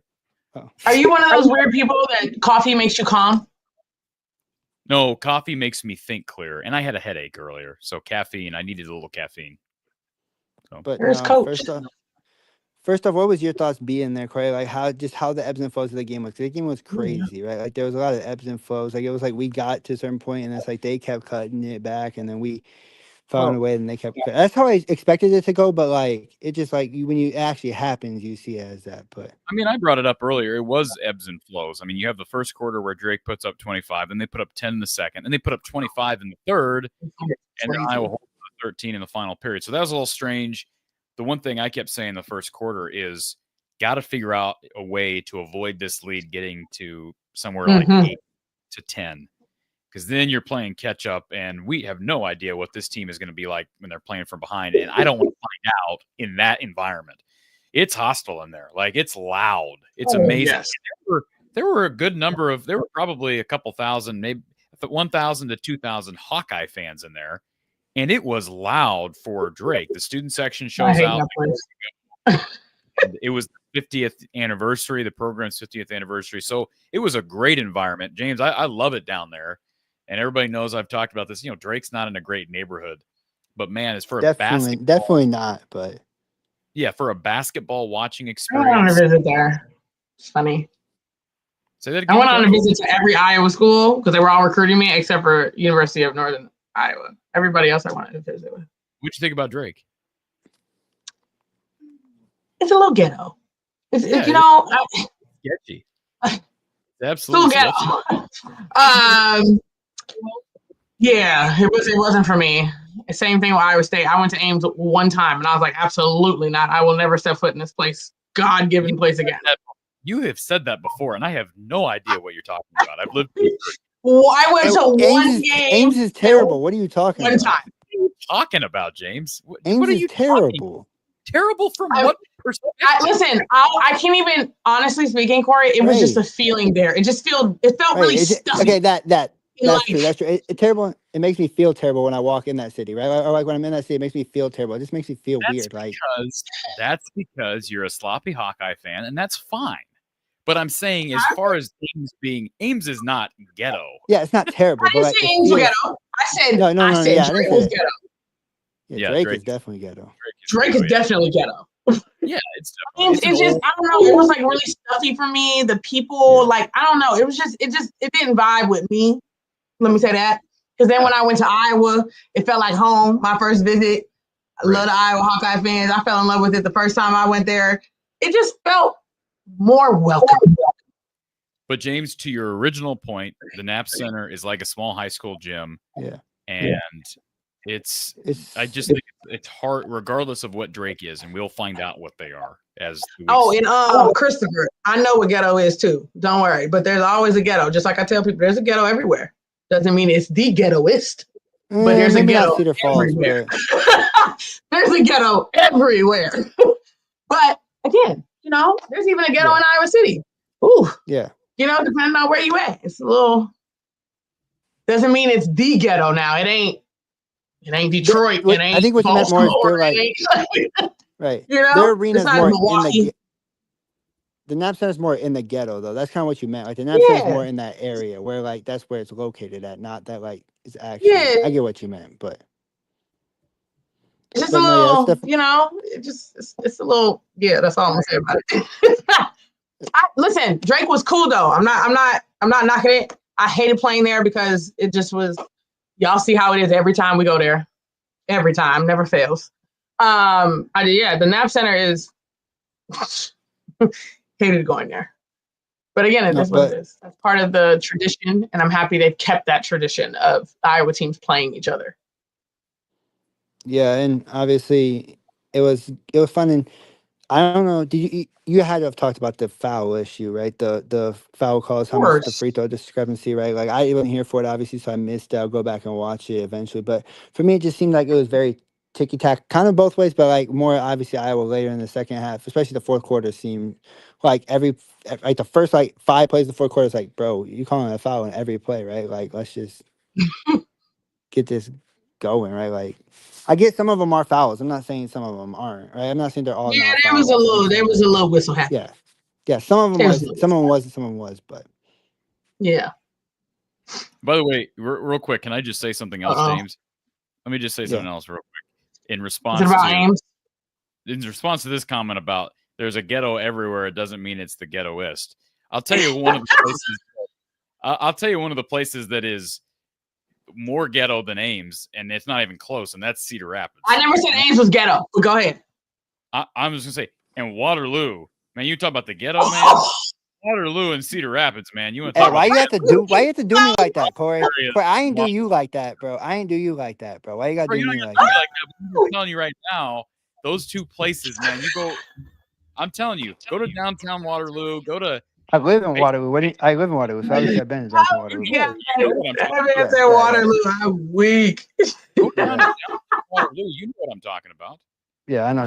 For sure, but that's why I didn't say that. Oh my goodness, Cedar Rapids. Oh my gosh. But I know it for sure. They still got that factory there that makes everything smell horrible. Yes, the oats. God. Quaker oats. So bad. I love the people in Cedar Rapids. I love them. But it's like Charles. I don't know how y'all deal with that when we can smell it in Iowa City. Like, it's no way. Like, it's no way. My relationship, hey, James, my relationship with people in Cedar Rapids is like Charles Barkley's relationship with San Antonio. That's the I love the fan. I got no problem with the fans, but man. No, yeah. And I was saying Ames ain't terrible. It just makes me feel terrible when I'm there, and it's probably because my Iowa fan knowing it's Iowa State town is probably why it makes me feel that way. Funny. But that's more what I meant. Like it makes me feel terrible whenever I go there, right? Like I feel like I don't belong. Does that make sense? Like I feel like Amanda like I'm not welcome. Amanda says, I live in the Lou. There is a ghetto. I don't live in that part. Angela, who I've never seen comment before, says, Waterloo. Out of that town, I'm one of them. And Chev Yoda says, that's hilarious. Proud of it. Chevy, okay. I'll stick with them. I'll stick with them on that one. But no, but getting back to the game, it was just good to see that win because that's one you didn't want to lose with how tough your schedule is. You didn't want to lose that, right? Like you felt like you had to have that one with how tough your schedule is. You couldn't afford to lose it. And being down to a team like that is not a bad thing, right? It's obviously a good thing, especially since you won being down that early, especially being down early and coming back and fighting like that because you have to understand your battles, but they haven't been down, right, really at all to understand their battles. Yeah, especially some of those freshmen having to play like Mulaney, who was clutch in a lot of times, a lot of moments in that game, right? But it's just more you have to understand to be down, and this team's different, like put it all together than the last team. So being down was good for them, I felt like, too. And the way they were down, because it was like 3 after 3, and all I heard on the TV was rah! Like it was like, and I know that had to be loud. If I can hear it on the TV, I know it was loud there.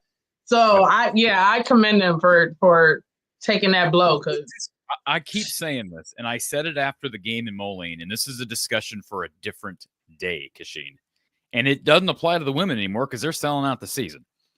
But when you listen to that crowd in the Knapp Center, Mhm. and then I compare that with what the men get for most of their non-conference games, I'm like, why can't they play in a smaller arena, like the Extreme Arena that was built for Iowa volleyball and Iowa Heartlanders. The Iowa Heartlanders, yeah. Yeah. And I'm like, wait, I'm sorry. Who's supposed to be playing in a smaller arena? No, so the men. For games for like Iowa, the men, right? When they're only selling 5,000 to 6,000 tickets, why can't they go play? You can. Yo, times have changed, and I think this is hilarious. I don't care. Literally saying that the men should play in a smaller gym when we had to put down black curtains in the Hawkeye. Dude, Kachine, the other night, Doug, who's a massive men's basketball fan, called into the show and says, I hope we don't have to start seeing curtains put down for the men's games. He said that on the show. Come on, Iowa fans. Y'all got to do better. Come on. I'm just saying, for those small games, why not pack them in a small arena and make it loud like the Knapp Center? I think they could do that. Or just get the fans out there. Can show up for our men's team. Yeah, we've been You'd be surprised what they may be able to do with a little support. What are you going to do to get them there? What are you going to do to get them there? That's my question. What are you going to do to get them there? I don't. Well, I'm not on the marketing team, but at this point in time, like I'm it's a plea to all my Hawkeye fans. Listen up, okay? Help the men's team out, please. I do think that they have a good, solid little core group, but I think they need a little help. They need a little confidence. They need a little boost. Be the boost. That's all I have to say. Also, for me, two more things I'm going to get to, and the two bigger points I really had was I felt like, and I understand why kind of with the way the game was going a little bit, but the rotations I felt like were a little weird because I feel like Stremler didn't play as much. I didn't feel like she deserved to lose minutes, if that makes sense. Like, I don't feel like she played bad where it's like, oh, you deserve to lose minutes. Does that make sense? No, she could have played for Sydney. My mind. What? She could have played for Sydney. Yep, no, but I'm saying she didn't deserve to lose minutes, and I felt like she lost minutes, and I don't understand how she lost minutes because I feel like she was playing well enough that she should have either had the same minutes or more. I would agree that I was a little surprised that Taylor Stremler didn't get more minutes. I was a little surprised that they didn't find a way to get Ava Hayden in the game earlier, even though Addison was rolling. But there was foul. They did, and there was foul trouble, but that battle was very close. It was very close preseason. So I was a little surprised at Taylor's minutes. I will say this. Tegan Mullaney had really hit a wall after the exhibition win. She had really hit a wall, and it was all that reverse, or I think it was a left-handed layup, perhaps, at first half. And she made a left-handed layup, and then, boy, she hit 2 threes in a row and could have hit that last three at the buzzer at the end of the first half. She was feeling it, and you could tell that the staff wants to they know what she can give them from three. And it makes me feel like, Kachine, they're willing to roll the dice a little bit more with Tegan because they need her 3-point shooting even more than they need what Taylor can give them now. But Tegan has superstar power. Yeah. Tegan has superstar capabilities. But this game, I don't understand why Taylor didn't play as much as I feel like she brings you something on defense that some of the other players out there didn't like. And I get Taylor can't threes, but why was Taylor McCabe playing over Stremler? I felt like you needed to stop the threes, and I feel like Stremler gives you a better chance to stop those threes at her defense than McCabe does. And I get McCabe can hit threes. I'm not denying that point, right? Real quick, it doesn't take a great defender to run somebody off the 3-point line. I think that's the biggest. But I know, but I feel like she gives you the effort and would do it no matter what. Some people were like, I feel like she gives you more effort sometimes in trying to do those things than like a Taylor McCabe or like a. I was okay. I'm not. Yeah.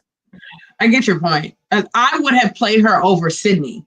Yeah. Tonight, Sydney was a non-factor. Like I've said that. I said that today. Like I forgot she was even on the floor, and I'm giving her grace because of what she's dealt with, and she's kind of getting her feet wet, and maybe that's why they played her too to kind of get her going because we're going to need Sydney 100%. But technically speaking, that's who I probably should have that more. Yeah, I agree with you too, but I was saying maybe there was like 1 or 2 times where they put Taylor McCabe out there where they could have put Stremler out there instead of McCabe, and maybe that could have changed it early in the game at least. And McCabe really didn't get shooting until the second half. But I was surprised when they put in Jada Gyamfi. Yeah, But was that because of foul issue, or was that because of foul trouble, or Yeah. Oh, it was foul trouble. The game was Some good minutes recently, I guess. Huh? Yeah. She's had some okay minutes recently. Yeah.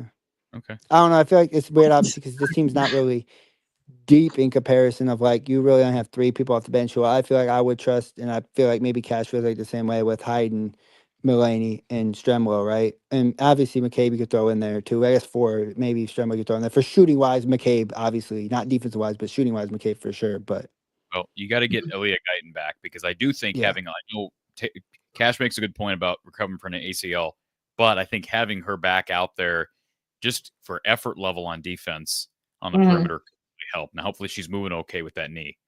Right. But I think she's going to give them a really good athletic body where they don't have great athletes. You know, with the exception being Lucy, who's a solid athlete. You know, Sydney's coming off it. I'll give Lucy that. Taylor's below average from an athleticism standpoint. So it will be good to get back below average 0. No, definitely. You're building enemies. You're building enemies, Cash. If somebody can tell me that Taylor McCabe is athletic of any sort, athletic at this point, relative to other Division I college basketball players, right? Relative. You know, we had this conversation last year about what makes somebody athletic, and she checks none of those boxes. So, like, a year ago, yes, 0. Yeah, but now again, great shooter. Yeah, definitely, and she has a role, and that's something Corey can attest to too. I was talking about somebody earlier in the year where they're talking about Addison and her this and that. She hasn't what they say? Some like her, she hasn't filled out her potential, whatever. That's what somebody said way earlier in the year, and I told them everybody has their role, and they all play. If you have a role and you play it well, that matters sometimes more than like sometimes. Obviously, you want everybody to max out their potential, right? You want everybody to be a great player, right?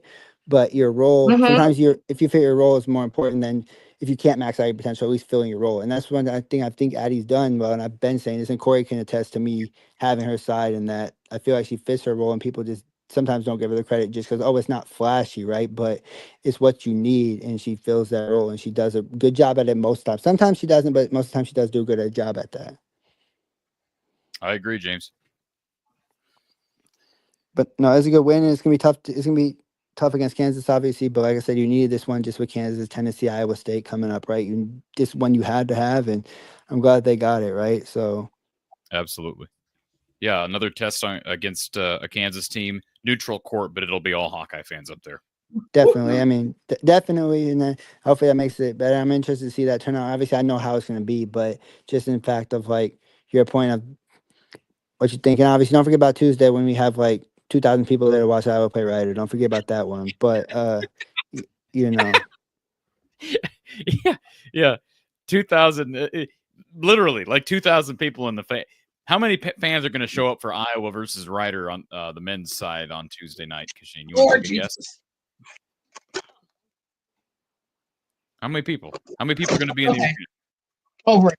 I will say this though: the Iowa fans, their last game was in Moline. Where?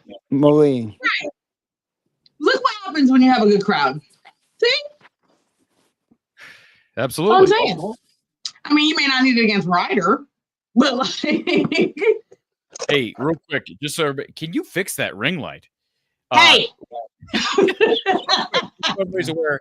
I know everybody's anxious for me to announce this. The Mavs just beat the Thunder, 121-119. Thunder, of course, have been rolling, have the best record in the West so far, and the Mavs just knocked it. Go ahead, James. No, but I was going to say it was fun, obviously, to watch. It was a tough game to watch. It had me on my seat a lot of times, but, you know, that makes it fun sometimes, and especially when you win and you're on your seat and you're nervous. Obviously, at the end of it, you look back as you won at least, so all those nerves kind of settled down. It's more me just understanding the game a little bit. I get a little bit more nervous. You know, I yell at the TV a little bit more than I probably should. You know, my girlfriend gets a little mad at it sometimes, but, you know, it's all right. We'll survive, and a win's a win, and I'll be ready for Ryder, obviously. Hopefully, I don't have no stress like I had today. And when do the women play next? Do they play Wednesday? Is it Wednesday? Wednesday against Kansas. Yeah, but it'll be interesting seeing. And obviously, that's when you need to win.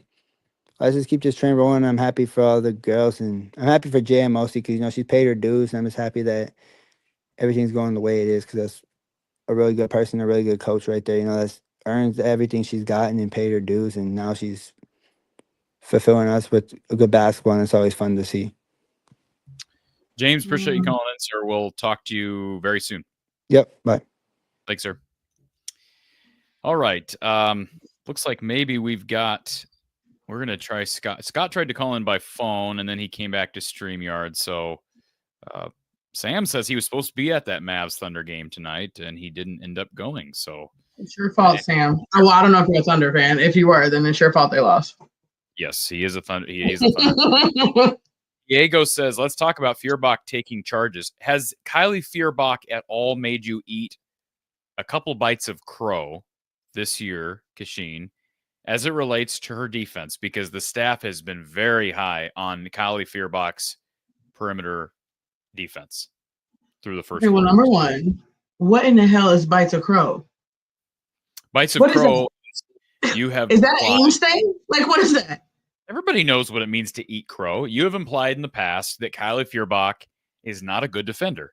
And now I'm asking you if you want to take some of that back, if you want to retract some of those statements. I'm going to ask you the same question people say to me all the time. Are you going to apologize for the comments you made? No. Because she wasn't a good defender last year. It doesn't mean she's not better now. She's still not great. No, I agree. She's better than she was last year. I think one of the things that we've said, and I think it needs to be reiterated, both the men and the women, is just because somebody is the best option does not mean they are great at what they're doing. It means they're maybe good relative to what's around them. And I think that's the case with Kylie, although Lucy did show some, like you brought up, she's a great defender that maybe we hadn't seen in some time. So that was good to see. But Kylie is very active with her hands, like Gabby was. She's very active with her hands. She gets her hands on a lot of things, that kind of stuff. But she does have a tendency to get blown by, which I don't like. And Ambush 23 says, Kachine, what are your thoughts on the freshmen? So I guess we can. Freshman got good. Callie Levine's not playing right now. Aaliyah Guyton's trying to come back from injury. So really, it comes down to Tegan Mulaney and Taylor Strimlow because we didn't see much of Ava Hayden tonight. Tegan Mulaney is superstar status. She's going to be a force to reckon with by the time she's done in the Iowa uniform. I wouldn't be surprised. She's struggling on the defensive end right now. Can you agree with that? Yeah, most freshmen do. Yep. Gonna be honest, most freshmen do. It's a lot more scheming going on. There's just a lot that is coming at you at once. So most freshmen do. I just see that her potential with her stature, her ability to shoot the three. She's not afraid of anything. I can see that she can be a force to be reckoned with. She could be a Big Ten, all Big Ten player for certain. I like Ava Hayden. I think she's going to be very, very good. I think she'll be our next Monica back to the basket kind of player. Because I think she has that about her, where Addy is a little worried, scared. She's kind of always been like that. Ava is not like that. But again, there's going to be a transition that happens. And then Strimlow, I don't know how to feel about her just yet. I'm not negative, but I'm also not high. I'm kind of like right in the middle. So I'm curious to see kind of how she develops a little bit. I think she still could be good for us for sure. I'm not like, transfer. I'm not there, but I'm in the middle. I think she's going to be phenomenal because I think she is going to be an above average rebounder for her position. And I'm curious as we continue to watch her develop this season, Cash, if you see any of yourself in her at that age. Ooh, now that's a tough one. I want you to keep a special eye on Taylor Strimlow this year with an eye to, do you see any of yourself in Taylor's game? Because I think she, in the minutes, she didn't have as many minutes tonight. No, she didn't. And this is the first full game I've watched. I've watched parts of the other ones, but this is the full 5 minutes, 1 rebound. I think Virginia Tech, she had like 8 rebounds in like 15 minutes. I'm she would have to curious attack the rebound quite heavily for that. But I can't wait to see it. I said any of you. Do you see any of Okay. Cash, sorry. Anna Young, Taylor Strimlow, and then also with her defense, because I think she's got potential of being one of the better on-ball defenders on this team. Okay. So, we'll see. But again, minutes less than 5 tonight. Yeah. I didn't get to see much of her. And then Chris brings up, the Taylor McCabe. Taylor wasn't there. Let's see. Taylor McCabe and Peyton McCabe. She only played 2 minutes for Drake, so the sisters going head-to-head today. Alan brings up the need for a perimeter defender that can guard a 5'8" shooter and not let her go for 40 points. Hey, guys, who was guarding her the whole time? Who was Did it guarding happen her? to be Kylie? Oh. Well, they were in zone a lot Yeah. tonight. Were they not in zone a lot tonight? No. They were at the beginning when she got off majority of her threes. And then in that third quarter? Yeah. Kylie's always picking up the ball, whether they're in man or zone. And she's always on the ball. So. And Michael says Tegan needs to be good for this team to be good. I think I they need agree. in Mulaney. Yeah, absolutely. 100%. Let's see if we got Scott back with us. Scott, are you with us? We still don't have Scott's audio. All right, Scott. I'm sad.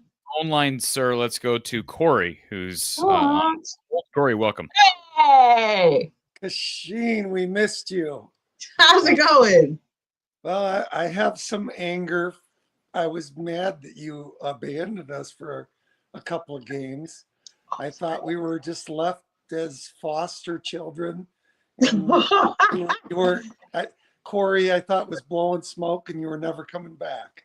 So I have volleyball leagues, so yeah. Okay.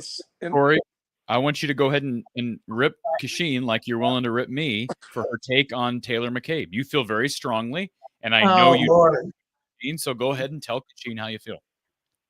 No, I'm coming after both of you guys for Addy O'Grady, the role player. Her role is to dominate. Yeah, when people allow her to. No, aren't you really proud of her though? I mean, I sure am. I love it for her. I was cheesing from ear to ear. You know, I never recommended. I even on the show I got on here and I said I'd like to buy her a really strong cup of coffee before each game, just to get her moving. Because she's a little chill for me. Too chill. And as opposed to Corey, he gets a little bit mean-spirited and starts cutting on our men's team, making fun of the crowd that they brought. I'm not making fun. I'm just trying to produce better results and better crowd. By the way, I had my coffee, as you saw. I know you wanted to bring that up, Corey, in the chat. I had my coffee, so I don't need the coffee. I'll need it in about 11 hours, but I don't need it now. Yeah. So, couple things. I wanted to comment on the Hannah Stalky thing. I miss seeing Hannah going down the court 100 miles an hour as well. I think, though, does she really have reason to? I just don't see that all-out fast break. I mean, you know, if they could set up like a sideline fast break or something and pass, but we're obviously seeing a difference there from the fast break standpoint, right? I mean, I agree. I said that. Maybe that's why. But would you say that it's been a decent trade-off as far as looks like our half court set is there's more movement, more cutting into the lanes. It's much better. And it's not a side to side cutting, it's a vertical. And what's that? To the basket. Kachine, or as Iowa coaches like to call it, north-south cut. Yeah, okay. And what's that action they have going where they've got two players, free throw line extended. One of them goes north-south vertically towards the bucket, and the other one runs along the free throw line and then cuts down and follows right behind them. And it's like that first person clears out and then they come. I don't see that action with other teams. And that seems new to me this year. Is that not new? The action itself or for Iowa? For Iowa in past years, I don't recall seeing that where yeah. I said that. I think I said that earlier in the sense of that we're seeing a little bit more of Coach J flexing her X's and O's a little bit more in the half court because there's a lot of sets that I've never seen Iowa run. There's been sets that when Coach Blutter was there, we ran. You know what I mean? So like, you know, if it's not broke, don't fix it. I get it. But now that Coach J is the head coach, I do see a little bit more of some sets that I've never seen before that she's implemented for sure. And we're seeing where our posts are setting up a little farther outside sometimes, whether they're not getting position or whatever. But it seems like when our posts are higher, we're getting some nice post passes to cutters. Whether it's that's by design. Yeah. Okay. Now, my question to you, Kachine, is I think I know. I've already gotten Corey's opinion, but I want a second opinion.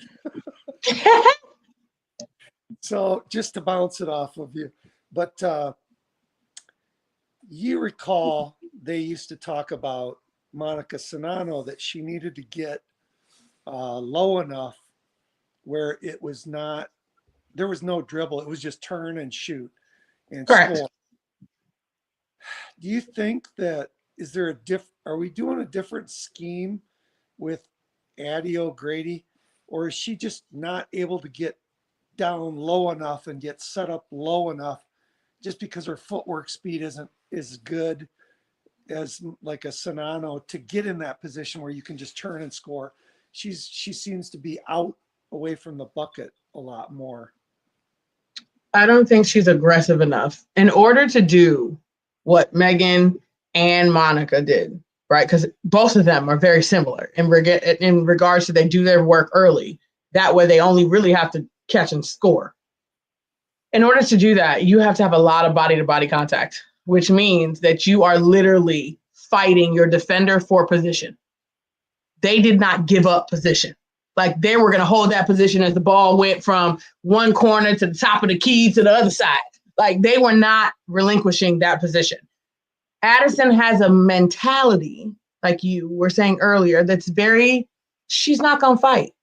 She's kind of like, you can have it. That's kind of her kind of mentality, right? The least path traveled, isn't that what they like to say? That's kind of her, which is why I know that her ceiling is somewhat lower than those other two, because you have to have a mentality of like, nah, I'm going to keep this position. It's literally a fight down there of the will. And I don't think that Addison has that like mentality. So I think that's her issue. Yeah, I like your take there. That makes sense. On defense, Corey, what was your take? No, my take was that she's tall, and it's probably harder for her to get low because she's a little taller than Monica and Megan. It's just a little harder to get leverage, right? Low man wins. This is true. Low man does win. No, I mean, I agree, and I think you guys both truth to both made good points there as far as Addy. What I do like though about her is, aside from offense, just to have someone of that size and stature on defense. She did serve her purpose in some big games last year. I think they're going to need that. I mean, Hannah will foul out. They've got to have, Yeah. I think that the kid for Drake, somebody said she had 6 points today. I think against Hannah, she probably would have had a lot more. Yeah, Anna Miller. Yeah, she would have had a lot more.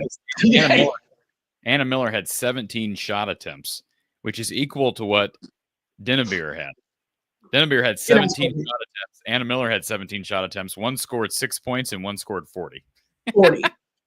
Think about that. Yeah, I just feel like she would have had a better game against Hannah because it was easy to get around her.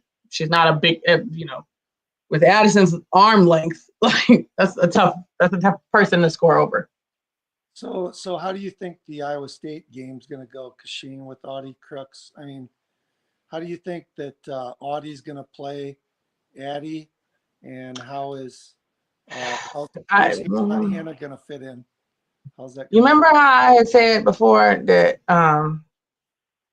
Addison's weak point was what? Fighting, right? That doesn't match up well for us with Audie Crooks at all. That's all you're doing all game is fighting her. But Audie has gotten much better now as well because now she got that little Dirk Nowitzki step back thing that she be doing. I don't know what we're gonna do with that.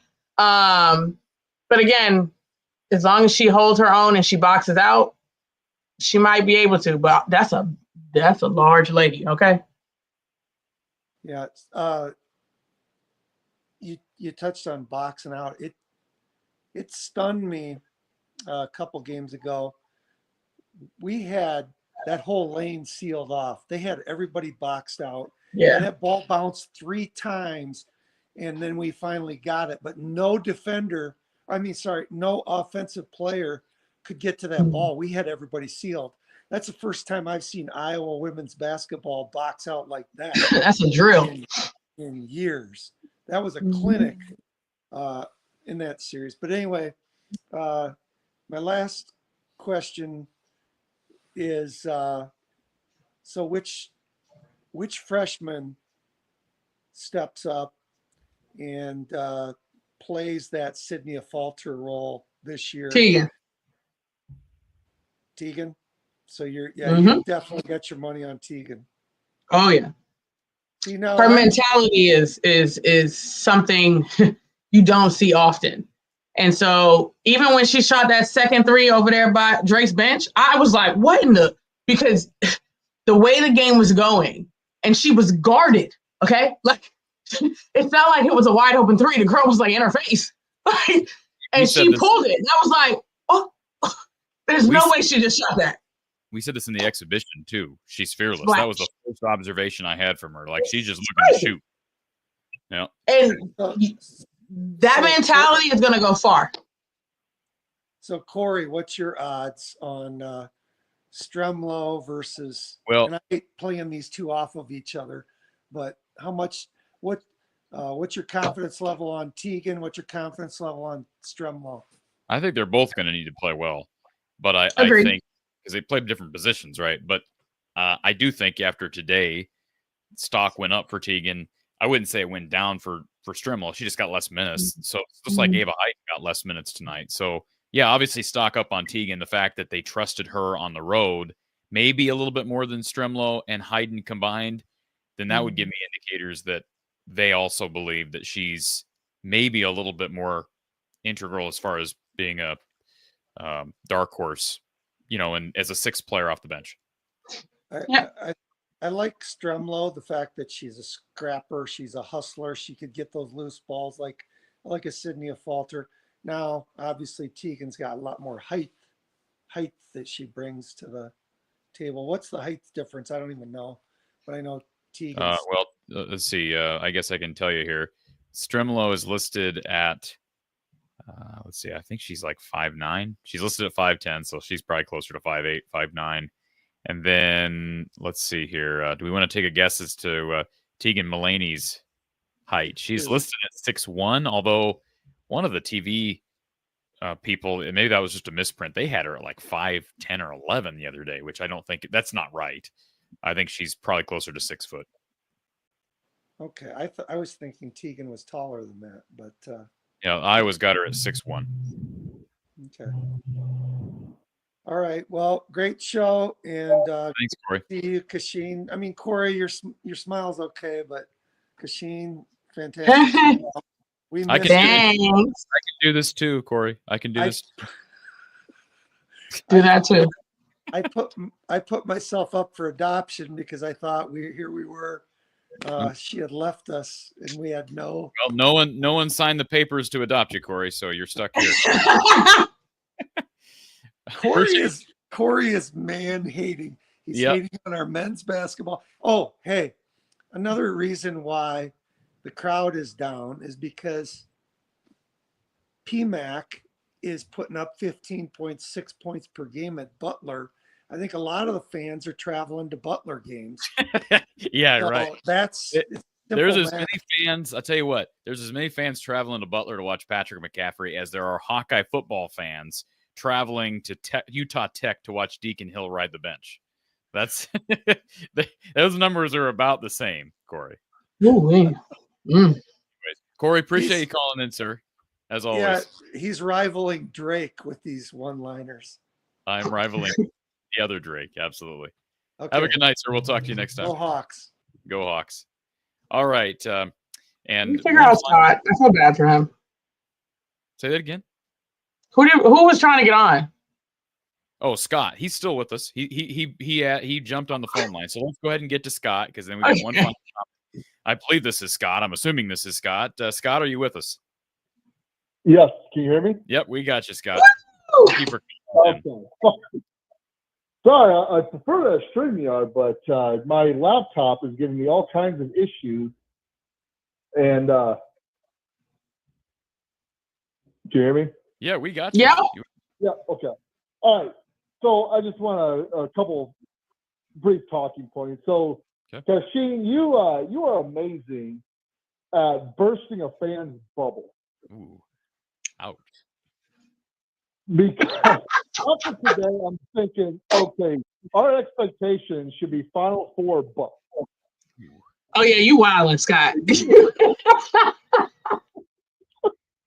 Oh yeah. Anyway, regarding that Lucy Olsen technical, what happened is she stole the ball near the baseline, and instead of falling out of bounds, she tried to balance herself and then she kind of flared up her hand, and it smacked in the face. And they were. I remember. The foul was called.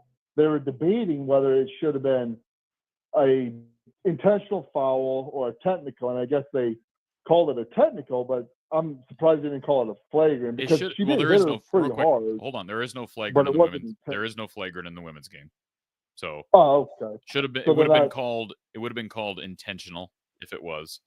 Second thing is, Yeah, it should have been a foul. It should have been a blocking foul in that. Agreed. Corner.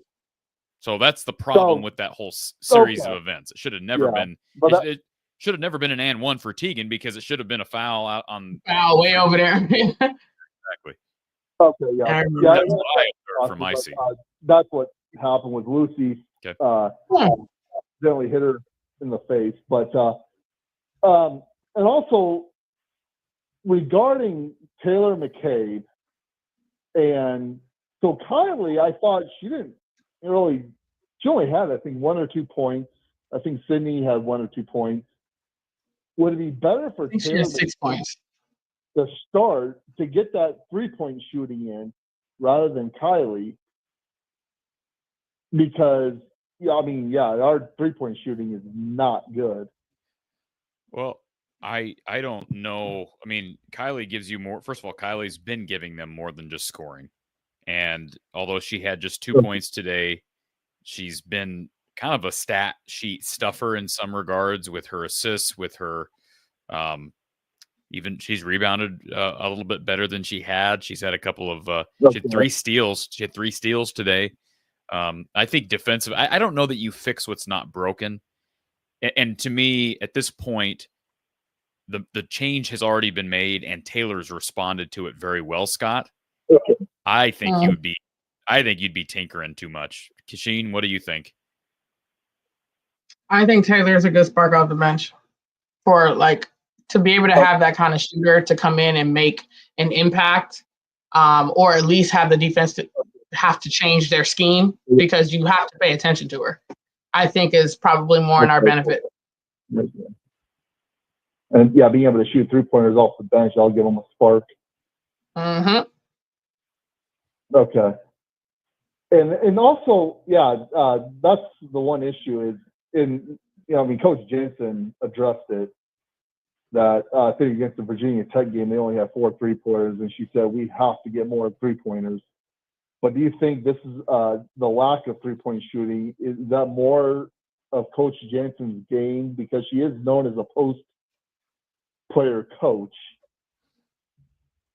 versus whereas Lisa Blutter was more outside, or was it outside inside, whereas Jane Jensen, she does more post play, and so that's one of those kind of things that Jensen said, hey, this is something I might, or she didn't specifically say this is what she'll change, but when she said there were going to be some little, changes that she can now be in charge of, it's going to be more of a post play type scheme.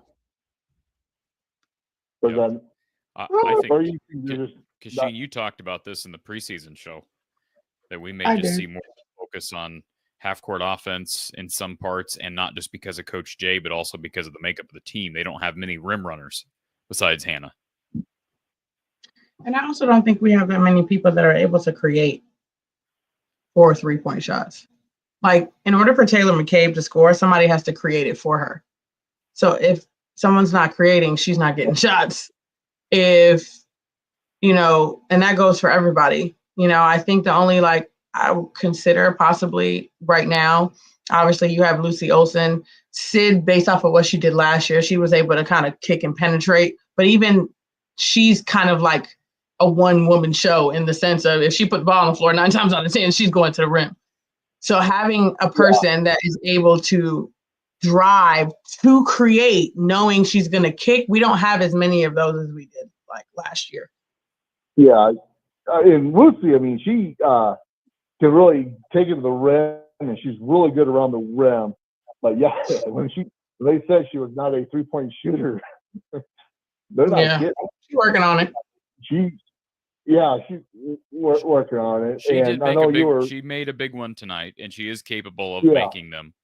But that's just not her strength, and she is sort of the opposite of Caitlin in that regard. That was kind of the one area of Caitlin's game that I said, hey, for her to really take the WNBA by storm, I think she's going to have to work on that mid-range game. Now, I didn't watch as much Fever basketball this year as you did, Kachine. So I don't know. Floater towards the end. So there you go. Hey. I got the WNBA pass, and I watched everything. Well, and she got a lot better with the floaters after the Olympics. Yeah. But one thing, and then I know you were also critical of, and I thought the passing in general, it wasn't just one person doing passing really well, as in with Caitlin, but I thought the whole team did really well. Just the flow of the game, passing. I thought Addy O'Grady looked so much better. She's more assertive. She's more confident. But I think I'm going to say this. If I was a 20-year-old woman playing with Caitlin Clark, I would be terrified of her passing the ball to me. So I would be scared that I would. You gotta get used to it quick. Well, didn't some of the girls say that when Caitlin first got on campus, she had hit some people in the face or something because they just weren't prepared for her passes? So hey, you gotta get used to it. They did an interview where apparently Caitlin admitted it, that she was immature. She got really angry at the player and the coaches to the point where Lisa had to bench her because she crossed the line. I can see that. That would make me so nervous. That's like I can see that. Having Tom Brady throw you the ball and you can't catch it. I don't know. Anyway. I do want to ask you one other thing regarding the WNBA, and I don't know how. Now, this doesn't have anything to do with. Well, it doesn't have much to do with Iowa, and I don't know how much it's talked about. But there's an article in the LA Times where, they're talking about Juju Watkins being ready for the WNBA. And I've seen other articles saying that the WNBA should change the rule from going from 4 years to doing what the men do, where it's one and done. And I'm like, oh my gosh, Well, number one, let me make sure I make this clear. The rule isn't 4 years. The rule is you'd have to be 21. So that depends on the person. So the majority of people turn 21 going into their senior year. So it is what it is, but it's not 4 years. It's actually a age. Okay, so 21, but I mean, usually you're typically I think that's dumb, personally. You do whatever. So you think Juju Watkins should be able to go to the because I mean that's what I mean, I know the whole point of because college teams have sort of built-in fan bases that you can build up what do they call that? Like already a fan base before they get to the league. But they're not going to change that rule. You think they should change that rule? They're not going to, no. Well, they're not, okay. Until the WNBA starts making more money. There you go. They're not changing that rule. And it wouldn't really, I don't know how it would benefit someone like Juju. Correct. Early. Yeah, I don't quite understand Juju Watkins probably is already worth she's millions from probably almost. I think she'd be much more marketable at USC in the Big Ten Conference from an NIL standpoint than she would if she was a member of the Dallas. What are they? The Lynx?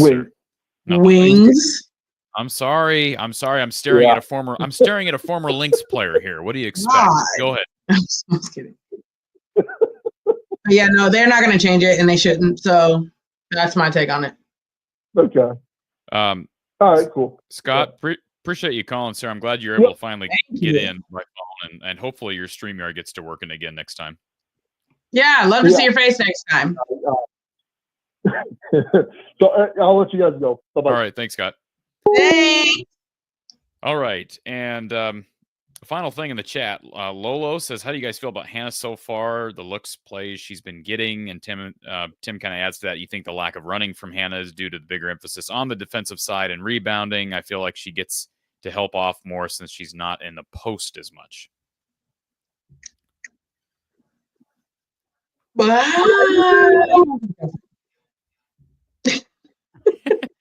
I don't know. I feel like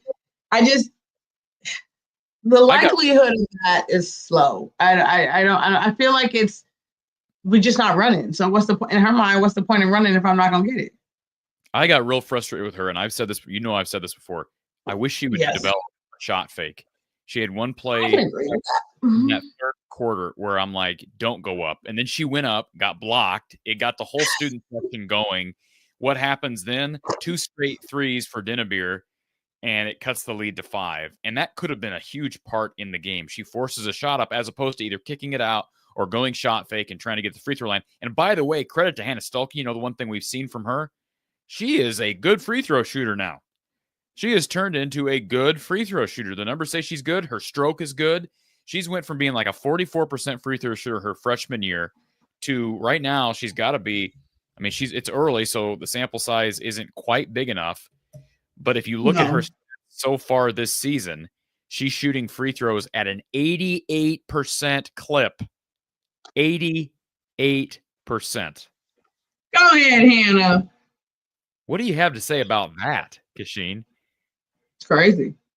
88%, and she's 5.33 free throws per game.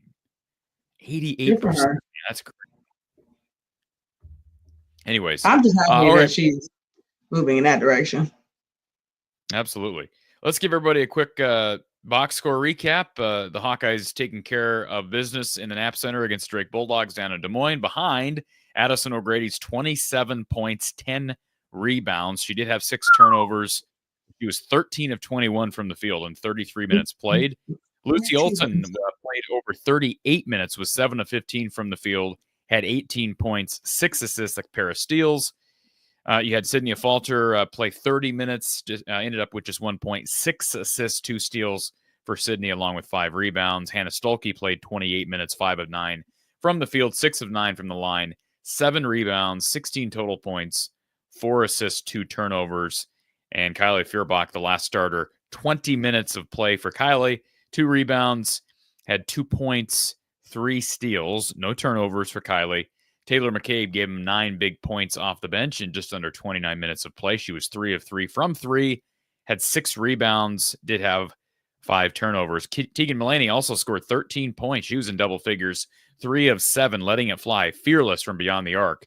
The freshman from McFarland, Wisconsin, had 3 rebounds on the night. Taylor Stremlow also contributed 5 minutes of play. Ava Hayden and Jada Gyamfi just over a minute apiece on the night. And the Hawkeyes for the game shot 52% from the field, 35% from 3, made 11 of their 17 free throws. They did out-rebound the Bulldogs. That's a plus. They're +2 on the glass. And Iowa also won the battle on turnovers. They were +1. Did turn the ball over 17 times, but they were +1 in that category. And Iowa dominated the paint 46-10 as it relates to scoring in the paint. And also outscored Drake, doubled them up in bench points, 22-11.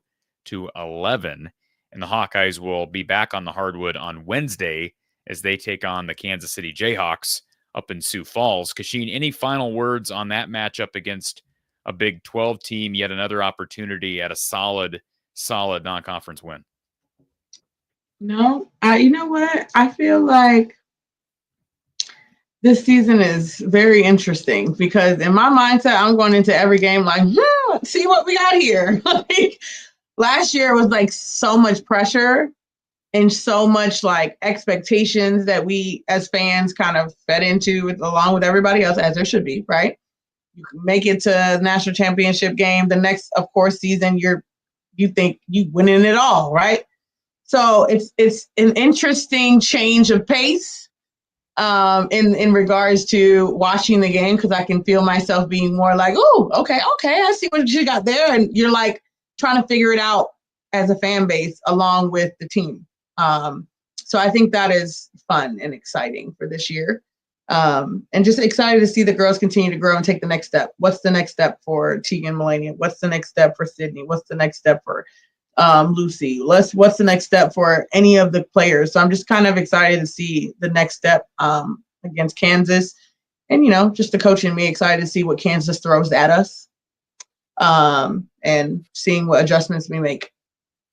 And just like Drake and Virginia Tech, Kansas was a tournament team last year. They were an 8 seed, got ousted by Juju Watkins and the Trojans in the second round of the NCAA tournament. Now, this is a Kansas team that hasn't been tested yet. They've beaten the likes of Lindenwood, Sam Houston, Omaha, and North Alabama. And interestingly enough, they have not beaten any of those 4 teams by 20 points or more. All of those games have been won by less than 20 points. Again, Lindenwood, Sam Houston, Omaha, and North Alabama. So, if we're going to read into margin of victory, which I don't know that that's always a fair metric to look at, there's that, and then the Kansas hasn't been tested. Now, Kansas will be tested after the Iowa game. They play Pitt, they play UNI, they play Auburn, they play Wichita State, and they play Penn State before getting into Big 12 play. So, that's of note, but the Hawkeyes will have a full crowd up there in Sioux Falls. It will be rocking, another small arena in the Pentagon. So that's going to be fun. It's going to be a good one. I'll be there as well. It will be interesting to kind of compare crowds. Obviously, it was pro Drake tonight, but small arena, and you're going to get basically 100% of the crowd up there. I'm sure very few Jayhawk fans are going to be making that trip up to the Sanford Pentagon. So, Great place. Folks, appreciate everybody. Place.